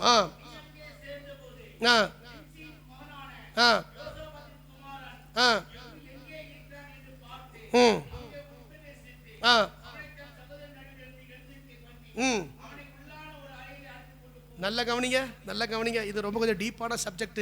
ரொம்ப டைம் ஆயிட்டுன்னு சொல்லி சீக்கிரம் போகணும்னு சொல்றவங்கலாம் நீங்க கொஞ்சம் கையை வெட்டி காட்டுங்க பார்க்கலாம். சீக்கிரம் போகணும்னு சொல்றவங்க, ஏன்னா நான் ரொம்ப சீக்கிரம் போகணும். ஆனால் எனக்கு ஒரு கூட்டம் வெயிட் பண்ணிக்கிட்டு இருக்கு கம்யூனியனுக்கு. ஆனால் வசனத்தை விட்டு போக முடியலையே. இந்த மாசத்தை விட்டாச்சுன்னா அதுக்கப்புறம் முடியாத. இதை மட்டும் சொல்லிடுறேன். அல்லேலூயா. பாருங்க அபிஷேகம் எப்படி இருக்கு, எப்படிலாம் கிடைக்கும் பாருங்க. வாசிங்க 9ஆம் அதிகாரம் 2ஆம் வசனம். தைல குப்பியை எடுத்துக்கிட்டு பாருங்க, எலிசா ஒருவனை அழைத்து பாருங்க எடுத்துக்கிட்டு நீ போ சேர்ந்த போது யோசபாத்தின் குமாரன் யெகூ எங்கே இருக்கிறான் என்று பார்த்து அங்கே உட்பிரவேசித்து அவனை தன் சகோதரன் நடுவிலிருந்து எழுந்திருக்க பண்ணி அவனை உள்ளான அறைக்குள்ள அழைச்சிட்டு போ. அப்படின்னா எல்லாரும் முன்னாலே இந்த அபிஷேகத்தை பண்ணிடாத. சில அபிஷேகத்தை எல்லாரும் முன்னாலே பண்ணுவாரு, சில அபிஷேகத்தை யாருக்கும் தெரியாம பண்ணுவாரு. அல்லேலூயா சொல்லுங்க. ஆமென். உனக்கு இப்ப கொடுக்கப்படுகிற கிஃப்ட் என்ன தெரியுமா? உனக்கு கொடுக்கப்படுகிற அபிஷேகம் என்ன தெரியுமா? நீ ஏசபேல் அடிக்கணும். இதை ஏசபேல உன் கையில தான் ஒப்பு கொடுக்க போறேன். ஆனா இது எல்லாருக்கும் முன்னால செய்ய மாட்டேன். உனக்குன்னு தனியா ஒரு ஐடியா கொடுக்குறேன் வா. அல்லேலூயா சொல்லுங்க. பக்கத்துல கைப்பிடி சொல்லுங்க, உங்க தனி ஜபத்துல உங்களுக்கு சில அபிஷேகம் கிடைக்கும். உங்க தனி ஜபத்துல உங்களுக்கு சில அபிஷேகம் கிடைக்கும். சில நேரங்களில் நம்ம என்ன நினைச்சோம், சில கூட்டங்களுக்கு வந்து அதான் அபிஷேகம் வர முடியும். அப்படித்தானே? சில உபவாச கூட்டங்களுக்கு போனா, சில அபிஷேக கூட்டங்களுக்கு போனா, சில விசேஷித்த ஊழியர்கள் வைந்து அவர்கள் கையை வச்சு டச்சுன்னு சொன்னா தான் நமக்கு மேல என்ன வரும். இல்ல, அப்படி கிடையவே கிடையாது. நீ தனியா போகும்போது உனக்கு தனியே கூட உனக்கு அபிஷேகம் கிடைக்கும். கைகளை உயர்த்தி ஒரு அல்லேலூயா சொல்லுங்க. அங்க கூட்டிட்டு போய் தைல குப்பியை இடைத்து உள்ளான ஒரு அறையில அழைத்து கொண்டு போய்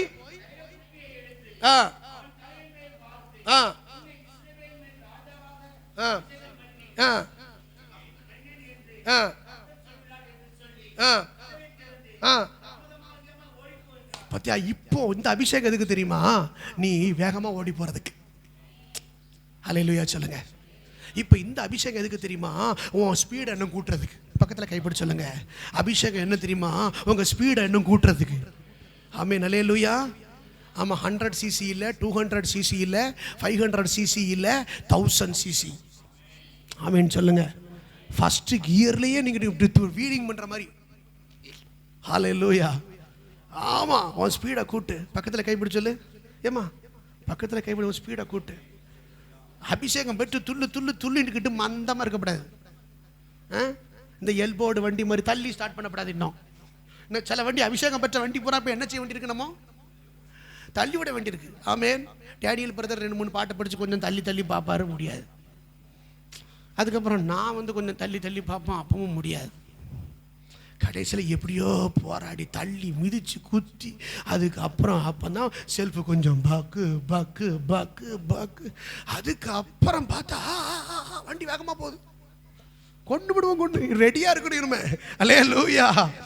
ஆமென். அல்லேலூயா. ஆமென். ஸ்தோத்திரம். வண்டி ஃபுல்லாக பயங்கர ஸ்பீடு. தாமதியாமல் ஓடிப்போ. யெகூவே நீ என்ன செய்யணும்? தாமதியாமல் ஓடிப்போ. ஏன் தெரியுமா? நீ தாமதிக்கிற ஒவ்வொரு நேரத்திலையும் யேசபேல் அங்க யாரையோ சிலரை வீழ்த்தி விடுவா. நீ தாமதிக்கிற ஒவ்வொரு தருணத்திலையும் அங்க யேசபேல் யாரையோ ஒருத்தரை வளைச்சு போட்டுருவா. கவனம். ஓடு யெகூ. ஆமென் சொல்லுங்க. பக்கத்துல கை பிடிச்சிருங்க. ஓடு. ஓடு யெகூ. ஒரு வைராக்கியம் வரட்டும், ஒரு வைராக்கியம் வரட்டும். அல்லேலூயா சொல்லுங்க. ஆமென். உடனே பாருங்க 2 ராஜாக்கள் 9ஆம் அதிகாரம் 30ஆம் வசனத்தை வாசிங்க. யெகூ இஸ்ரவேலுக்கு வந்துட்டான். உடனே இப்ப யாரு கேட்டுட்டா? ஏன்னா ராஜா யெகூ வந்துட்டான். அல்லேலூயா சொல்லுங்க. ஆமென். அல்லேலூயா. யேசபேல் கேட்டுட்டா. யேசபேல் கேட்டுட்டா. யேசபேலுக்கு அதுக்கு முன்னே என்னாச்சு தெரியுமா? அந்த ரவ புருஷனாகிய ஆகாபு செத்து போயிட்டான். ஒரு அல்லேலூயா சொல்லுங்க. ஆகாபு செத்து போயிட்டான். செத்து போன உடனே யேசபேல் ரெடியா இருக்கா பாருங்க. வாசிங்க. எகு வந்தான்னு சொல்லி கேட்ட உடனே எகுவை பார்க்கணும்னு சொல்றது சரிதான். அது ஏன் உள்ள போய் மேக்கப் போடுறா? வசனத்தை பாருங்க. அவள் தன் கண்களுக்கு மையிட்டு தன் தலையை ஸ்ட்ரைட்டனிங் பண்ணி விட்டு பின்னி விட்டு தொங்க விட்டு கருப்பு மை அடித்து விட்டு, பாத்தீங்களா போட்டிருக்கா அப்படிலாம் அவங்க பைபிள்ல? எனக்கு அதுக்கு உள்ள இப்படிலாம் இருக்குன்னு தெரியுது என் கண்ணுல. அல்லேலூயா. சட்டைகளை விதவிதமாய் பின்னுவதென்ன, டை அடிப்பதென்ன, தொங்க விடுவதென்ன, மை போடுவதென்ன, first coating, second coating, third coating அப்படின்னு கோட்டிங் ஏற்றுவதென்ன, ரோஸ் பவுடர் போடுவதென்ன, பல மேக்கப் கிரீம்களை தடங்குவதென்ன. எதுக்கு? எகுவை பார்க்கறதுக்கு. ஏமா இவ்வளவு? அப்போ அவன் நோக்கம் தப்பால இருக்கு. யேசபேலுடைய நோக்கம் எப்படி இருக்கு? எகுவை பார்க்கறதுக்கு மேக்கப் போட்டுட்டு வர்றா. ஏன் எட்டி பார்க்கறா? அல்லேலூயா. இப்படி சன்னல் வழியா எட்டி பார்த்து தானே நிறைய வர கவுத்துட்ட. அல்லேலூயா. எட்டி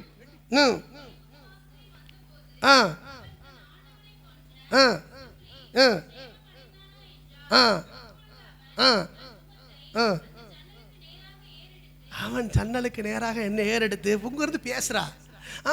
ஐயா நல்லா இருக்கீங்களா? எப்படி இருக்கீங்க பிரதர்? நல்லா இருக்கீங்களா? How are you? உடனே இவங்க இருந்து அப்படி பார்க்கறான். உடனே இங்க கேட்கறான் யெகூ, ஹலோ, என் பட்சத்தில் யாராவது இருக்கீங்களா? அங்க ஒரு பேய் கூப்பிடுது, யாராவது இருக்கீங்களா? அல்லேலூயா. உடனே அங்க பார்த்தான். நாங்க 2 பேர் இருக்கோம். அல்லேலூயா சொல்லுங்க. நாங்க 2-3 பேர் இருக்கோம். யாருக்கு பக்கத்துல இருந்து? அந்த சைடுல இருந்து நாங்க 2-3 பேர் இருக்கோம். ஹாய். உடனே அங்க இருந்து யெகூ சொன்ன, முதல்ல அவளை கீழே தள்ளுடா. அல்லேலூயா. அடுத்த வசனம் வாசிங்க. அவளை முதல்ல கீழே தள்ளு. நீ முதல்ல அவ என்ன எட்டி பார்த்துக்கிட்டு மேக்கப் போட்டுக்கிட்டு வர்றா, கீழே தள்ளு. தள்ளினதுனால் அவளுடைய ரத்தம் சுவரிலும் குதிரைகளிலும் தெரித்தது. அவன் அவளை மிதித்து கொண்டு, யேசபேலின் ஆவிய காலில் வந்து விழுந்துட்டா. மேல இருந்து பொத்துன்னு தள்ளின உடனே இவன் ரத்தம் வந்து குதிரை மேலையும் மேலையும் வந்து சுவர்லையும் வந்து அடிக்குது. இவன் என்ன பண்ணா, வா என் காலுக்கு கீழே தான் நீ இருக்கணும். யேசபேல் மிதிச்சுக்கிட்டு உள்ள போனான். கைகளை உயர்த்தி ஒரு அல்லேலூயா சொல்லுங்க. சில யேசபேலின் வல்லமைகளை அங்கே எலியா தவறினான், யெகூவின் மூலமாய் கர்த்தர் வீழ்த்தினார். எம்மா மேக்கப் போடாதீங்கம்மா, ரொம்ப ரொம்ப அலங்காரம் பண்ணாதீங்கம்மா. அல்லேலூயா. இந்த யேசபேல் தானே அப்படி செய்யறாளாம். பைபிள்ல போட்டிருக்கு பார்த்தீங்களா? இந்த யேசபேல் தான் அப்படி செய்தாலாம். ஆமென். நம்மள அழகாத்தானே கர்த்தர் வச்சிருக்காரு. நல்ல மூக்கு மூலியமாக தானே இருக்கும். நல்ல கண்ணு, நல்ல காது, நல்ல மூக்கு, நல்ல வாய், நல்ல முடி, அழகான தோற்றம், அழகான உயரம், அழகான. அல்லேலூயா. உங்களை கர்த்தர் தானே சிருஷ்டித்தாரு. உங்களை யார் சிருஷ்டித்தா? அல்லேலூயா. உன்னை யார் சிருஷ்டித்தா? கர்த்தர் சிருஷ்டித்தார். கருப்பா இருந்தாலும் அழகா இருக்கிறேன். What a beauty. அல்லேலூயா சொல்லுங்க. அல்லேலூயா. கொஞ்சம் சொல்லுங்களேன், கொஞ்சம் சொல்லுங்களேன். ஆமென். அல்லேலூயா. அவர் தானே உண்டாக்கி இருக்காரு. ஆமென். நம்மளை அழகா தானே உண்டாக்கி இருக்காரு. நம்மளை கோமாளி மாதிரியா உண்டாக்கி இருக்காரு. எல்லாம் நல்லா தானே இருக்கு. அல்லேலூயா. இப்படி அழகா இன்னும் ஏன் நான் இன்னும் கொஞ்சம் நான் என்ன அழகுபடுத்தணும்? அப்ப நீ ரொம்ப வீக்கா? அப்ப இது எங்க இருந்து வருது? யேசபேல். யேசபேல். நல்லா கவனிங்க. யேசபேலின் ஆவியை துரத்தணும். இந்த யேசபேலின் ஆவி இப்ப இருக்கா பாஸ்டர்? ஆமா, சபைக்குள்ள இருக்கு.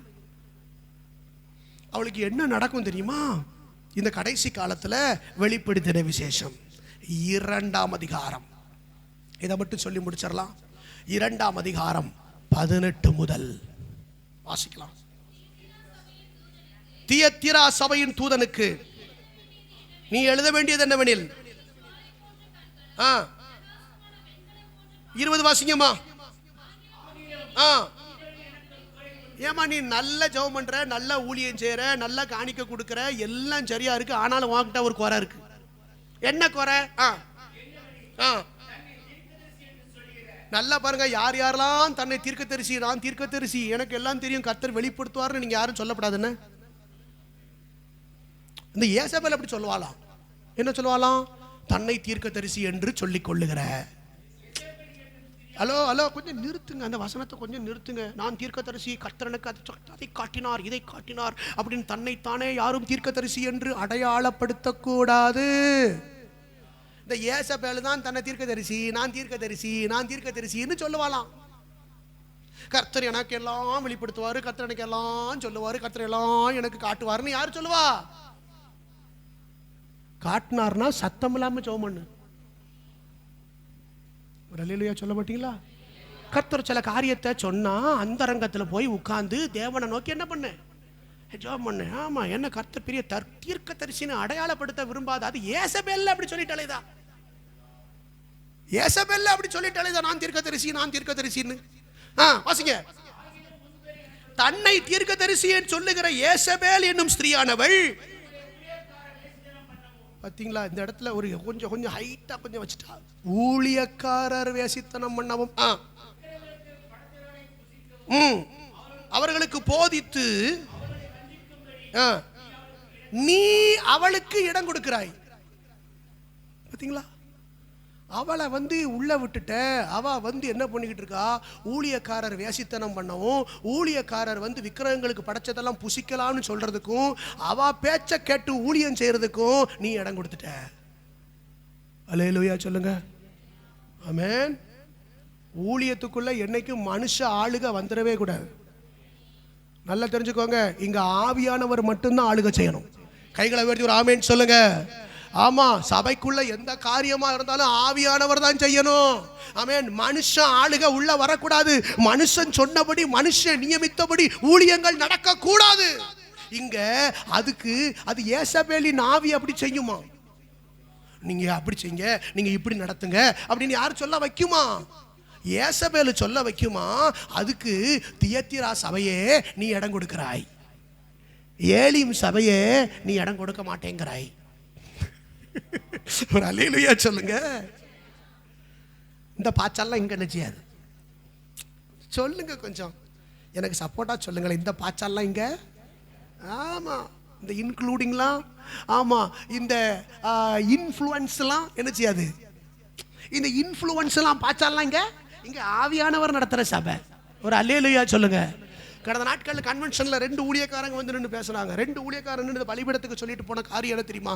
இந்த பலிபீடத்தின் மேல ஒரு மிகப்பெரிய பாரம் இருக்கிறது.